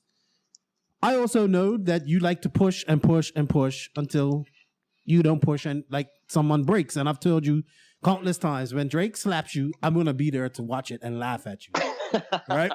And well, that would be funny. And or he could just ask me to stop. I mean, that would be another option. I mean, he never has. If he did, I'd probably stop. Like if someone was like, hey, JQ, I really don't like when you do that. So could you please not do it? Just like Joey did. I mean, let's just say I've learned my lesson. But he hasn't asked me, so I'm not going to stop. Well, you didn't stop right away when Joey told you. So, you know. Yeah, but like I said. But maybe I mean, I've learned my lesson. I get it, man. I mean, yes, I you know, obviously I don't want that to happen because I don't think people's obviously gonna say, because you know you're my friend and we work together, and I definitely don't think you're bad for RC, and I think Adam's great and always been great. Oh yeah. That was the next thing. Yeah, let's get into that. So what he actually said, he said I was bad for the industry. Okay, that's a pretty general statement, but I would like for someone to back that up. How? Like, I'm bad for the industry because I'm offended. That's like the most someone can say.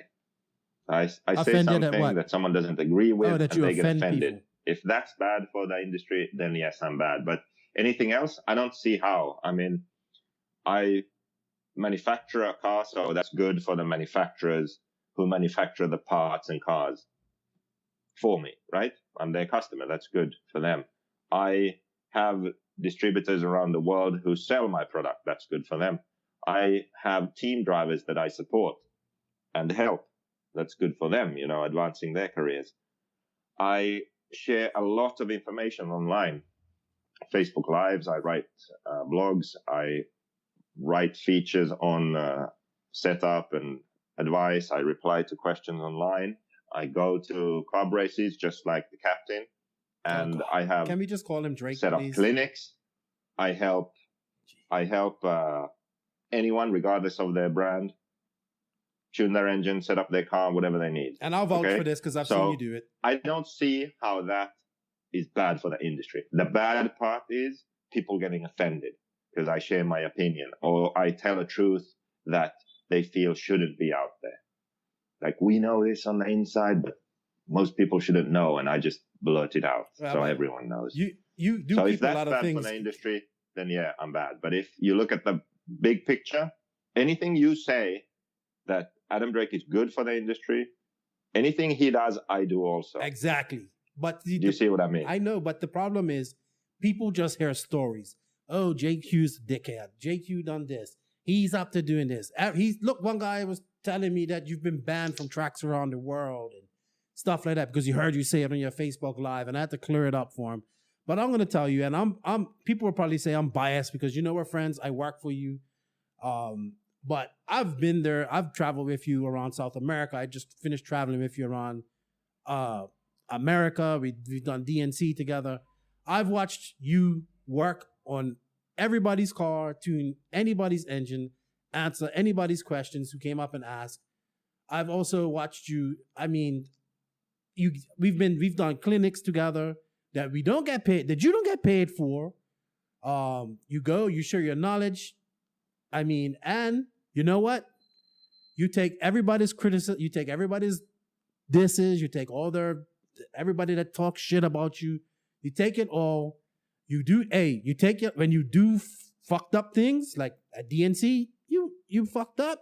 And guess what? You didn't go like ranting and raving. Yes, we made a video and stuff like that after, but you know, you didn't rant and rave. You sat down when Joey said you couldn't race the race. You tried out, you went talk to him again. He said no. What did you do? You just stayed there and you helped your driver win the race. So at the end of the day, all these stories that people hear about you, yes, I mean, trust me, I know you are a very difficult person to deal with online, but in person, I think you're actually pretty cool.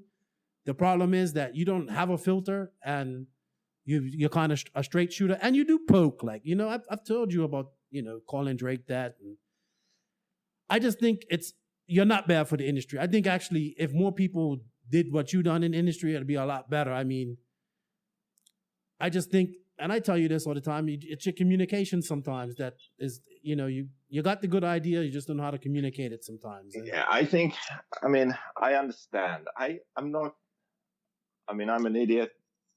How do you always say it? Like, I'm stupid, but I'm not an idiot. Or I'm an idiot, but I'm not stupid. No, I say I'm how the fuck I say I can't remember. Anyway, whatever you say, that's kind of what I mean. So I have a disruptive, disagreeable personality. Yeah, I agree. Okay? But I'm not a bad person. There's a difference. Of course not. For progress, like, I think most progress is made by people who are this way. They are disruptive. And they aren't afraid of conflicts, and they voice their opinions. In the event that a person like this is actually intelligent and influential enough and has a knowledge of what they are doing, they can change things for the better, right? That's what I believe. Like, if you are too agreeable and want to be everyone's friend, then you are not going to be willing to change things, because change means that some people will lose and others will win. And that's not something you want to do. So if we move on to this RCGP thing, which he said, like, maybe we don't want to follow JQ with his series that he wants to do just so he can race more. I mean, maybe that was the smartest thing he could come up with at the time. It's not my series, it's my idea. Now, why do people see it as my thing? They see it as my thing because even though I haven't personally been pushing the series, I haven't really been posting about it or talking about it that much. We've kind of done it under the RCGP brand. People still know that this is my idea. I'm the one talking to teams. I'm the one talking to drivers. I'm trying to make it happen, right? Behind the scenes. Right. So they know it. So they see it as if it's my thing. But it really isn't. The whole goal of RCGP is to grow the industry. It's to try and change it. So like I said, disruptive personality, disagreeable. I have a deep knowledge of this industry because I'm in it now. For 10 years, I've had my own company in it. And before that, I was in it for 10 years as a sponsor, like paid driver, sponsored driver, and before that, just a customer. So I love racing. RC racing is what I know, and I want to improve it. And the only way to improve it is to improve it for everyone. I can't improve RC racing by just building up JQ Racing into a bigger company. That doesn't change RC. That just changes my own life and my own company. The point of RCGP was to bring together the right people. So Matt McCullum from Control Sports doing all the videos. Scotty Ernst, who does announcing and is well respected and known around the industry. And for the coverage, RC Racing TV and Live RC, who do a good job of covering the races already. So get the right people together, figure out a way to bring our racing to the next level. So we can make it more entertaining for the people already in RC, but also bring it in front of new people who maybe see RC racing for the first time. So to draw them in, to get them interested in what we are doing. And then figure out a way to benefit the manufacturers. So new people buying RC cars, getting into racing. And also the people already in racing being more excited about it, buying the brands that are in RCGP and supporting them. Yeah. So that's the idea. It has nothing to do with it being my thing, with it being something to grow JQ Racing or to get me to the races or something like that. Like, one of the things that has been spoken about is the money. Okay, so the the manufacturers have to pay to join the series. Well, why do they have to pay this? It's just going into JQ's pockets or whatever. No, it's not. It's RCGP is an American company. It's not the same as JQ Racing. It's different. The budget to put on the series is going to be about $250,000, right? The entry fees we get from the teams is nowhere near enough to cover the series. Just the entry fees from the teams won't even be enough to do the first race of the series. So I can tell you right now that RCGP is going to lose money in the first year. Yeah. And it's going to lose money because of the cost of setting up the series. All the money that's being spent before the first race, that's the setup cost, the startup costs, right?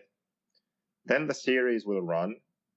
And as of right now, it looks like we will be able to run the series at break even. Okay? If everything goes well.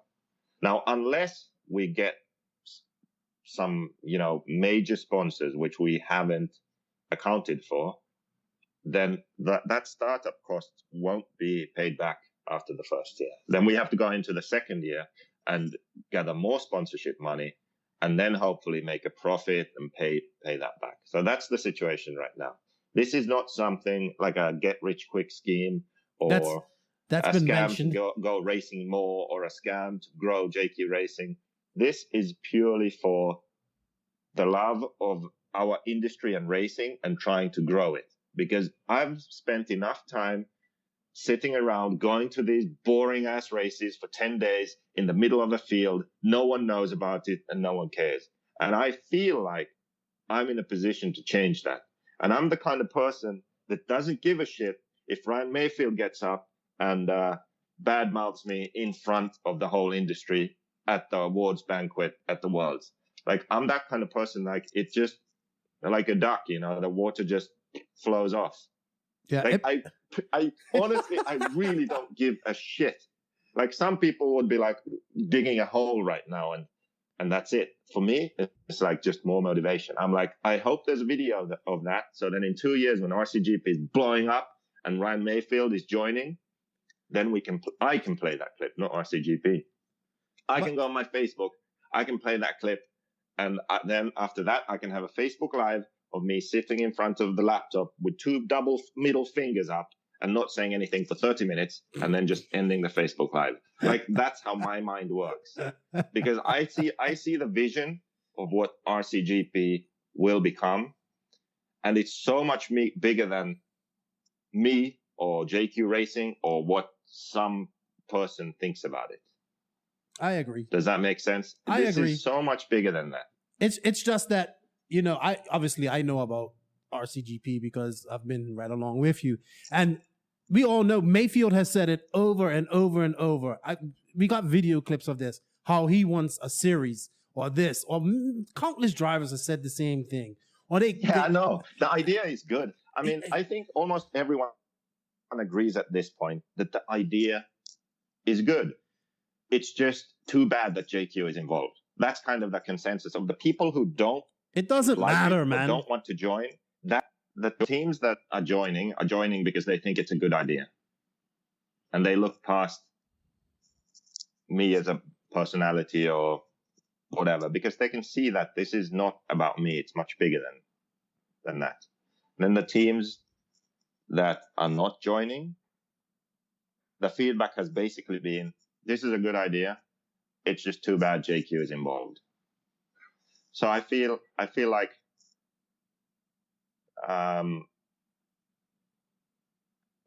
we should just go ahead and do it with the people who have vision and can see past personal opinions and personal beef or whatever, and build it up with them. Yeah. If you build it, they will come. Yeah, of course we want all the brands and we want all the best drivers to be there. But if, let's say we have 6 of the best drivers in the world the first year and maybe 4 or 5 teams, then we just focus on them. Yeah. I mean, that's the best we can do. And that's what we do. it's not really about having every single best driver in the world there. It's more about building up the series.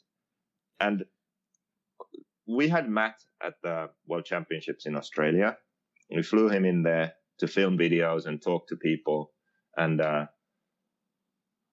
we also had a meeting, an RCGP meeting with manufacturers. We invited every single manufacturer there. And yes, even Adam Drake was there. And we talked about the series, explained what we want to do. And Matt is now producing a video basically telling the same story that we told at the meeting. That's awesome. And it will be made public also. It's not just for the manufacturers or potential team owners. It's actually for everyone. So it will be. When will that be released? Available on YouTube, hopefully within this month. But I can just, in short, I can say that the thing that people don't understand about RCGP is that it's not a company that's putting on races the same way as now. So if we think about a race now, how does it make money? It makes money by entries. The more entries you have, the more money the race makes. So the focus for race organizers is to grow that entry count. The more entries, the better, right? Yep. And then also sponsors. So if manufacturers sponsor the race, then they make more money. The problem with this way of doing racing is we're all in a small pond. RC is a small pond with all the brands, all the drivers, all the customers in this pond. Okay, there's a limited amount of money in here. What the races are doing is they are trying to get the other fish in the pond to pay. Now, there's a limit to this. Do you see what I mean? Like, yes. You can't grow more, because if a company pays to enter a race, then they don't have money to pay a driver as much or do promotion or market. Like, it's limited. And we all agree, at least all manufacturers agree, that the pond we're in is too small. No one is super happy. No one is making really good money. Everyone wants to make more. And as brands, we're just stealing from each other. Oh, we're giving better discounts to worse drivers and stealing them from other brands. That's what we're doing. So it's just everyone in this pond trying to get money from everyone else. That's what we're doing. The point of RCGP is to kind of look outside of that. How do we grow the whole pond? How do we make it so instead of taking money from each other, we take money from the outside and we add to it? So instead of making money on entries, instead of asking for big entry fees from teams in the future, we would get the entries by having sponsors pay into our industry. Outside sponsors like OGO or Makoff or Red Bull, Monster Energy, like just think big, dream big. That's the idea. When we get outside companies to sponsor the series, that means that we don't need as much money from the brands in the industry to run the series. The goal eventually is that there won't be any entry fees for the RCGP teams. So they won't have to pay to join the series. In addition, they'll actually get paid to join the series because we can have some travel subsidies. So we all know that just paying the entry fee isn't really the big deal for the manufacturers. The big deal is that they then have to travel to the races, and that's expensive. So when RCGP is in the position that it's making money, then it can pay subsidies to the teams. So it can cover some of the travel costs. So it makes it cheaper for them to attend. And what can the teams then do? Well, let's say Team Associated is racing and they don't have to pay an entry fee anymore, and they get a percentage of their travel covered.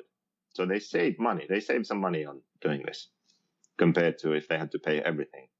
Well, they can decide that we'll still keep the same budget. We'll just pay drivers or send more like young drivers to the races so they get experience, or we'll develop the car more, like we'll make a new mold or new parts or whatever, or we will promote our brand more. We'll advertise on social media or whatever, so with us growing the industry, we free up the brands to spend money on things that benefit them more than just entry fees or travel. So that's one way of looking at this. Also, another point is, I said that JQ Racing is a really small fish in a small pond. What's my motivation? Like, some people say there's a conflict of interest. How can you run a series and a brand? Well, there's a simple answer to that. If RCGP succeeds in growing the industry, that means that the pond we're all in grows. It's bigger now. There's more money in it. Everyone is happier. If I was selling, let's say right now I sell 1,000 cars a year. Then after 3 years of RCGP, I sell 2,000 cars a year. I just doubled my sales. JQ Racing is doing better. We're happy. Well, at the same time, let's say right now, Mugen is selling 5,000 cars a year. After 3 years, they sell 10,000 cars a year. Both JQ and Mugen doubled their sales. So both JQ and Mugen are happy, right? Right. The ratio is still the same. I'm still a tiny fish, but in a bigger pond. Mugen is still a big fish in a bigger pond. So yes, I can understand how if you're narrow-minded and selfish, then there's a conflict of interest. But if your goal is to grow that whole industry so everyone benefits, then there's no conflict of interest. Yeah. And also, one of the things that a certain person keeps bringing up is it's gonna raise the prices for the average person and blah blah blah, and I'm like, man, well, you just said. Sorry, go ahead. Some criticism is too stupid to even respond to. I feel that there's a conversation to be had about the series and the goals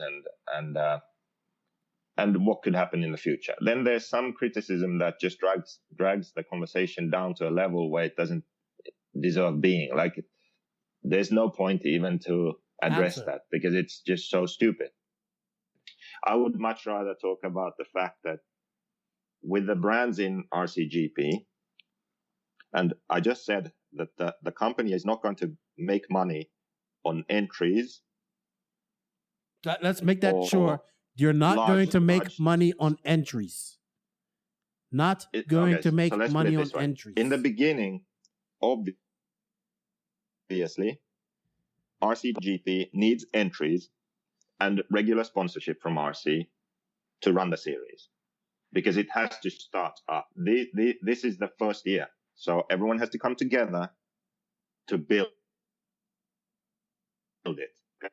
Once it exists, what RCGP really is a media company. RCGP's point and reason for existence is to promote RC racing.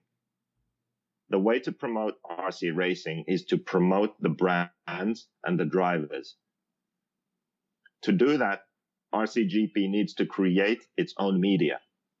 So the largest amount of money is being spent on live broadcast, videos, podcasts, written text features, all kinds of media that's focused on the brands and the products and the drivers in the series. So essentially, it's like Associated join the series. What they are really doing is they're joining like a marketing agency in a sense. They're going racing and they are receiving value in the return in marketing outcomes, in videos, in features online, in things that we do at the events, which can benefit their sales to new customers who come in. Like, we go to a race, we set up nice RCGP pits. All the teams have their own pit area. We invite schools. We invite a class of students to come there on the Friday. They watch the racing. We have an autograph signing with pro guys. Now, these are people who have maybe never seen RC racing before. It doesn't matter if it's Ongaro, Maifield, Ronnefalk, or if it's Wolanko, Neumann, and name someone. Zancatin. To them, those three drivers are the best drivers in the world, right? Yeah. Sign up, get autographs, get pictures taken. We make a video. Those are marketing outcomes for them. It's something new. RC looks, to the outside world, RC looks bigger than it is. And someone professional. clicks on a video on YouTube. They see us racing in the Philippines. They see professionally laid out pit area. They see 50 people lining up for autographs. They see action on the track. They see an interview with a team owner. They realize, like, wow, this RC thing is, much bigger than I thought. They go on the website. They see more information. They find out where they can get into the hobby, where they can buy stuff. All of these things. Like, this is essentially what IFMAR and EFRA should be doing, but aren't. And the reason they aren't doing it is because IFMAR and EFRA are like based on like volunteer organizations. They aren't professional. So what's their incentive to do it? That's why it needs to be a for-profit company that benefits by the industry growing. So if the industry grows, RCGP as a company grows and makes money. If the industry doesn't grow, then RCGP fails and ceases to exist. And things go on as it is now. Yeah, and then things just go on as it is now. So for the teams, actually, there's nothing to lose. You just go to, for the first year, you spend about the same as you would normally spend. You just choose to go to these RCGPs over some other races. So your budget is the same, but potentially it could lead somewhere different to now. If you just do the same thing that we're doing all along, nothing's going to change. Nothing's ever going to change. If you decide to join RCGP, there's actually a chance for things to change. Yeah, Matt is going to do a much better job of explaining what I just tried to explain, and he's making a video about it. And I think when people watch that, then they will really have a true understanding of what the motivations behind this is and how we're going to achieve what we say we will. Yeah. And you know what? I think you just explaining what's going on is going to answer a lot of questions, put a lot of doubts to rest. I mean, there's always going to be naysayers and there's always going to be dickheads that say this is not going to work. Well, you know what? I say to them, fuck them, because change only happens if people actually change. And if everybody wants this to happen, it's going to happen. And Maifield... Yeah, there's also a reason. There's a reason for not having all the information out there, because the point is that, for example, the race format and other details relating to the series, the reason why it's vague at this point and not released is that we want to do it together with the teams. So once the teams have signed, everyone sits down and figures out the details. So the race schedule. I mean, we have the calendar. That's something we had to do. Just to confirm it. Now. So the calendar is 4 races. The first race is in May in Manila, Philippines. Second race, Madrid, Spain in June. Third race, Asti, Italy in August. And then fourth race, Chico, May. Now, unfortunately, just recently, EFRA placed the 8-scale electric Euros on the same date as the one in Chico. So we may have to move that one. But those are the 4 races. But everything else is still, we have rules and we have schedules for the races and we have a format. But it's still subject to change, because once we know which teams we have, right now we have HB Racing, S-Works, and JQ Racing for sure. Associated said that they are leaning towards joining.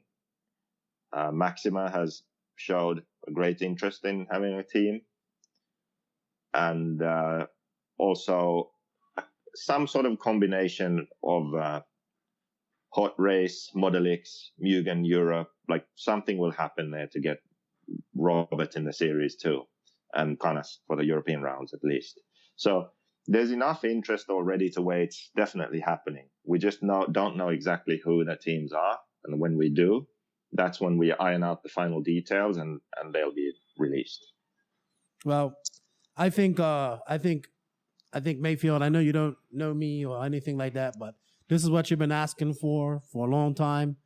I think you should rethink it. I think people should think about this. Stop thinking about who's doing it and think about what it can be. And hey, man, I want to see the best race.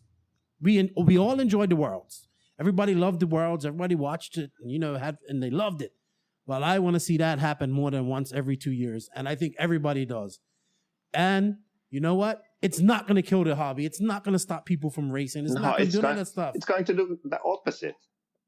I swear, if this works, it's going to do the opposite, because it's going to be more fun for the top professional racers, because they get to race each other more often. And so they have less days at the track. They have more time to spend with their families or whatever they do on their free time. And when they are at the race, it's just more exciting and more fun for them, because the format's more exciting and they're racing the other best drivers. And for the people in the open class, to be there is more fun, because you get to watch, instead of the best racing the clock, they're racing each other. So you get to watch that in qualifying. You get to watch Ron Fark battle with, let's just say Rivkin and Ongaro and Robert, if they're all there. You get to see them battle for the TQ, but heads up racing instead of racing against the clock. And you get to see them battle in the mains again. And you get to see that one time on Saturday and one time on Sunday. So just to be there, to experience it all, will be, I would argue, more entertaining than the races we have now. And then the people that aren't there will be able to watch it on some of the best coverage you can get. Yeah, exactly. Because like I said, RCGP is a media company. So the focus is on the media. The focus is on blowing up the drivers to make them, more famous and bigger stars than they are now. And to also share whatever information the brands want to be shared about their products and their team and what they have going on. So there should be, at worst, the live coverage is the same as the best live coverage now, like from the Euros or wherever, with just more videos added in, a feature on this team, an interview with this person, under the hood of this car, but in video format. So at worst, it's that. And at best, it's something we haven't yet seen in RC. And then the last thing is, because we have a plan in place where we're actively going to target people who are not in the industry yet, it's going to benefit the industry as a whole, because new people are introduced to RC and will actually have the information and tools available to get into it and go to a local track or join a local club or pick up racing, So I understand why people criticize. I understand why more people criticize, because it's me. But I don't understand why people criticize if they can look past me, they have the information, and still criticize. Like that, I don't understand. At least we have to try something. Well, I think we have to. I think there's the thing is that the information hasn't come out yet. And it's been vague, so people don't know. And it's hard to try to tell people about it without revealing things. So I think this helps a lot. It wasn't really the plan to do it now either, but because Maifield put it out there and made it sound like it's my thing and like it's a JQ thing, then I guess we have to at this point. So yeah, I would say let's do it, man. Get that video out. Hey, I know I would. Me, I'm 100% about this, and man, I just want the Americans to get on board, and I want to see Maifield and Tessman and Ogden and Tebow and Cav and Rivkin. I want to see all these guys racing. That's all I want to see. Let's put it this way. Forget about me, forget about budgets, forget about everything. Just think about this idea. Would it be more fun or less fun if the best raced each other 8 times a year instead of 1 time every 2 years? And just to clarify, 8 times, 4 venues. Yeah, 4 weekends, but there's 2 races per weekend. Right. 2 RCGP now, I don't races. think there's anyone out there. I don't think there's anyone out there who would go like, nah, that's not good. Like, I'd rather just watch it every 2 years. So there's that. And another thing to clarify is that you're not trying to replace IFMAR, EFRA, and none of these because these organizations still have served their purpose in RC because the Worlds is still the most prestigious. Excuse me. I can't even say it today. Prestigious. Right? Prestigious race there is because there's rumors of that going around that you just want to dismantle IFMAR and all this type of stuff. And well, I think some people want that, but that's not the goal. So I would see RCGP being the World Championship Series and IFMAR being the Olympics. Yeah. If you think about other sports, they have World Championships, they have World Championship Series, they have European Championships, and then every 4 years, they have the Olympics. And they're 2 different things. Well, for us, it's every 2 years, but the idea is the same. So there's a World Championship Series, and then there's the Olympics. That's how I would see it. Yeah. And in a perfect world, I mean, IFMAR and EFRA have been rather set in their ways and stubborn and not very good at working with the industry. But if they have any sense, and if RCGP works, then they will collaborate. And RCGP is open to doing that. That's awesome because, we've been getting bombarded by certain questions and different questions online, and I'm glad because you're answering a lot of them now. I just think this is awesome, and it's got to be done because everybody says something has to be done in our hobby, and I agree, something has to be done. People say we need to do this or we need to do that. I said no, I am a big proponent of there has to be a line between the professionals who get paid and the regular guys. And there has to be, that gives the, not the regular guys, but yes, the regular guys, because I'm never going to be a pro. If you're not like racing with the pros by the time you're 21 years old or earlier, it's very difficult to be a pro. So I think this also gives these young kids that are coming up, who are fast, this gives them a proper level to shoot for, and I can see other things. Maybe we get an RCGP junior class going too as well. And it's so trust me, there are so many ideas that we're going to implement as we have the budgets to do them. So there's what I have explained now is just the surface. There's a lot more that goes into this. I know a lot. So it's all good, man.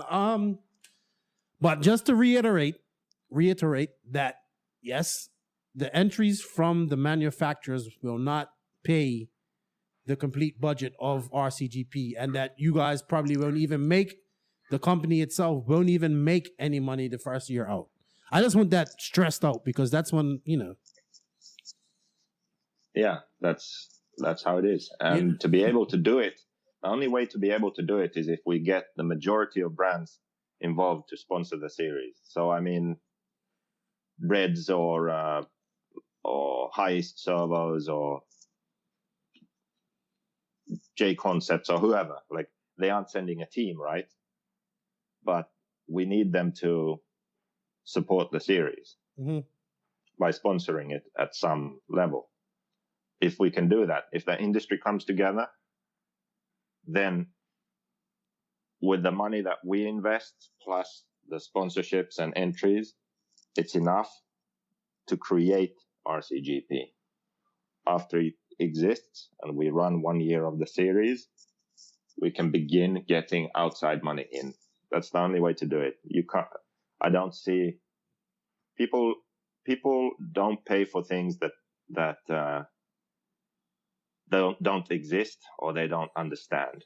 Mm-hmm. And the only people who can understand this and see that it's worth doing are the people already in the industry, because it will directly affect and help them already in the first year. So that's why Matt flew to Australia. That's why we had the meeting. That's why Did all the producing manufacturers go videos to the now, meeting? and that's it. Did all the manufacturers go to the meeting? No, we had HB and S-Works were obviously there. Then Gail Lowsey from AKA was there. Thomas from J Concepts. We had Modelix. Mark Ebars was there for Modelix, and he sells Mugen in Spain and has Pro Circuit tires. And Hot Race, Nicola was there. And then Adam Drake was there for Proline and Mugen, basically. Then there was also a private Swiss individual who was thinking about sending Patrick Hoffer to the races. So, I mean, it's not just car brands that can make teams. I mean, even private individuals can do it. Yeah, that's cool. So that's cool. I think think not all the brands. Oh, and Brent from Associated was there also. Awesome. I think if you're a brand, you should jump on this, no matter what you think of JQ. If you're a fan of RC, just open your minds and check it out and think what can happen. Don't turn anything down until it's, all the details are laid out and it's happening. So, hey, it's gonna happen. Whether everybody gets on board or not, it's gonna happen. Yeah. I think that's pretty clear already at this point. Well, cool. But you know what? There's something we didn't address, which I just remembered. What's that? We made some predictions. Let's talk like 5 more minutes, 5-10 minutes about the Worlds, and then call it quits. But we did make predictions before the Worlds. Yes. And I feel like they were pretty accurate. Maybe the order wasn't right, but the top 6 of the main were the 6 drivers we were talking about. Yeah. Isn't that right? And yeah, pretty much. I mean, I'm pretty sure I said Ongaro was going to win, and then I had the other 5 drivers who were behind Ongaro. So at the Worlds, it was Tessman got second, or Maifield who got second? I already forgot. Tessman got second, so I mentioned him, but I did say that he would break or something, but he was in the talk, right? Yes. Mayfield, yes, he was one of those guys. Ron de Falk, yes, he was one of those guys. Who was 5th? Cavallari? Cavallari was 5th, and that was a very Cavallari, quiet. He was like the almost kind of added last minute. That was a quiet 5th, dude. Like the GOAT, man. That's the GOAT, man. And then Robert was the 6th guy. Robert will be in there. And it was funny looking at the results, and they're like 1 to 6. Yeah. Hey, man, Cav that was such a quiet Worlds for him. That's just him, though. He'll not make, if it's either he's going to dominate completely or he won't make too much noise, but he'll always be in the top 5. And that's why, for me, he's the greatest of all time. And I think our predictions were great. It's kind of weird, actually. There was the one point when the track got, I would say, US style, because I think it was the cooler day when they watered and it kind of stayed damp. And then he just came on and he was super fast. I would have to go back and look which was it, qualifying or seeding or something. There was just this one point where it's Cavallari's back, because he was in the top 3 and doing super well. But yeah, overall in the event, he was kind of low key, always going to be there, but not really one of the favorites at any point. Yeah, it's kind of weird, actually. Well, we're going on 2 hours and 13 minutes, and it's longer than we planned. But we had a lot to talk about. You made this about, well, I don't know, UI or whatever. It kind of became this RCGP and completely irrelevant to the Worlds kind of thing. So we need to cover some Worlds things still. I feel. That's true. So we got sidetracked when talking about the main, because Yeah. before the race, Degani was saying, "Oh, the Americans won't have a chance," and this, and then with the longer practice, he said, "Well, maybe they do, and the track looks like it suits them too." So there is one point which I thought about looking at the main, which is Maifield had a good lead, and he was consistent throughout the whole week. Tessman was up there too, but then somehow Ongaro just pulled away and got a big lead and won. And nothing really happened. Like, there wasn't a bad pit stop or a flame out or like a super bad crash. Like, it just happened. Like, in the second half of the race, that's what happened. Also, David, from dead last and far away, caught right up to them, battled with them for a bit, and then finished fourth. And maybe there's something to what Degani was saying, to where there aren't that many 60-minute mains or even 45-minute mains in America. Mostly their racing is like 2 qualifiers in the main. And then the big races, maybe there they have their qualifiers and then the main. But they only have their nationals where they have a semi-final and then they have a 60-minute main. They don't even have And a 60-minute main. It's 45. Yeah, and the tracks develop differently. And yes, this track didn't get rough, but it did get rough enough to where, and dry enough to where it's still different than racing a short main on a track that's built for that event and all the jumps are perfect. And it's just a different kind of racing. So I feel like an Italian kid who races in Europe has more track time and more racing time in those sorts of situations. A long main on a grueling track like that. I was just thinking about what Degani said, and maybe there's something to it. Because there was no reason for Ongaro to just pull away in the second half of the race. Maybe it just comes down to practice and more sort of more in the months leading up to the race, having more races where you do that exact same thing. Let's put it that way. Mm-hmm. And also that Maifield and Tessman and the other Americans, they run a lot of 10 scale. So Ongaro focuses on 8 scale the whole year, as does David. So that's kind of their MO. That's all they do. Where the Americans, they're doing a lot of 10 scale, maybe even more 10 scale than 8 scale. And then they get into 8 scale mode a few weeks before the race.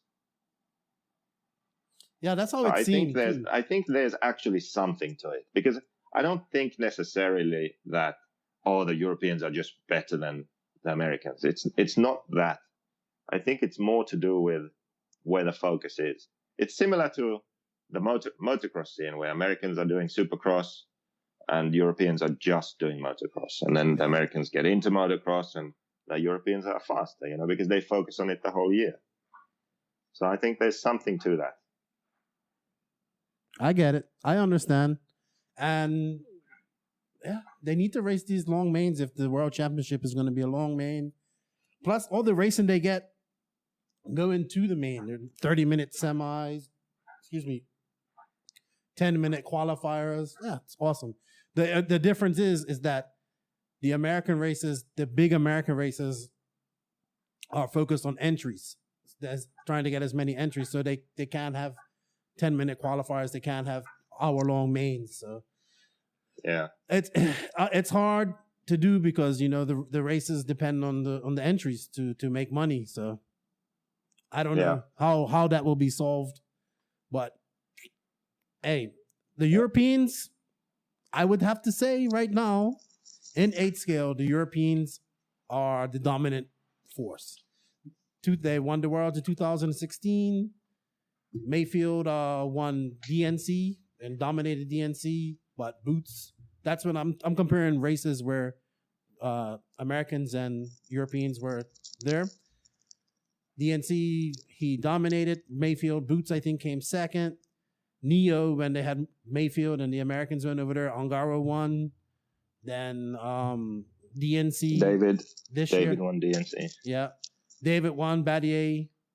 And now this. Second. And now this. And okay, yes, it was Ongaro, Tessman, and Maifield, but then you had Robert, and I think that right now the Europeans have the upper and 8 scale have the upper hand, and I love it. I want the gauntlet thrown, man. Hey, I want the Americans to come after them. Let's go, guys. Let's get it. You know, you guys can do it. And in closing, man, I really hope you and Maifield can be friends. I hope this doesn't. I mean, I think you guys will work it out eventually or whatnot. And I don't think there's a issue already now. Well, I mean, maybe you guys should talk about it. I know you know, but I'm just saying. And I think people need to stop feeding into a whole bunch of stuff and you know, just fuck, man. We're all trying to have fun here, like, you know, at the end of the day, and support RCGP. That reminded me when you said we're all just trying to have fun. So we were talking about the organizers and the race, but we kind of got sidetracked. Then we're talking about the track, and I had one point I was going to make. So I think, like I said, the track's the best we've had since 2008 in Charlotte for a Worlds. And I would argue that the organization and the whole event, like the event as a whole, is the best that we've had since 2010 in Thailand. Okay. Like, it was just great. Like, there was a good vibe. Everything was very professional, but at the same time, pretty easygoing. And the best thing, I kind of thought about it when I was there. The thing was that the people in charge, like the race director and scrutineering and all the people, you know, running that event, they had the right attitude. Yes, they had to enforce the rules and do this, and the announcer too, like, they were all nice. They were all happy, smiling, like happy to be there. They would work with you if there was some issue or you had a question or whatever the situation. They were always positive and happy and just willing to help and, you know, getting it done. Sometimes you go to some events and it's like a struggle. It's like, Jesus. Like, yeah, they did a good job, man. On every single thing. And it just brings the atmosphere down. Mm-hmm. And I think one reason why everyone pretty much was saying how great the race was the attitude of the people organizing the event. Like, it was the right, they had the right people doing the job. Let's put it that way. And then the fact that the facility and everything was just prepared well. We all pitted in one big tent together. All that added to the atmosphere, and I think everyone pretty much left there thinking that it was a great event. So, yeah, I just wanted to add that. More of these kind of races, not as long, but with this idea, and we'll be good. Awesome. And you know what? I hope in closing, I hope you and Drake do get to race again. It'd be so cool. And I hope that I'm sure we'll be racing together. He'll just not talk to me. I just want to win my $100 because he's got you, man. I don't know, man. But I think this is a pretty good podcast. It's pretty long, but we had a lot to talk about, and it was an awesome Worlds. And hey, man. Yeah. Our next podcast is gonna be about silly season, I think. I'm sure you got some dirt going on there. Well, actually, you can do a silly season one, just not with me. The reason is that because I'm involved with RCGP, I now know a lot of behind the scenes stuff, because I'm even gone so far as to working with drivers and companies and figuring out where they are going and how they can also go to RCGP. Awesome. So having said that, I can't do a silly season podcast because I don't know where the line goes anymore. What's public rumors and what do I know, because I've spoken directly with the people and companies involved.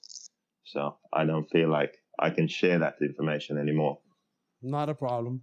Well, we'll figure something else to do a podcast on. Something short. Something else will happen between now and next week, I'm pretty sure of. So yeah, I think you just need to find someone to call an interview about the Worlds. That's your job. About the Worlds? Yeah, just someone who did well. Like, call Billy Easton, talk to him, or Cool. It'll be cool. I don't know how good is Ongaro's English. You know, I don't know either. whatever. But anyway, Find man, someone. let's do it. Okay. Well, have a good day, man. And hey, I'll talk to you later. All right. Thanks for. Okay.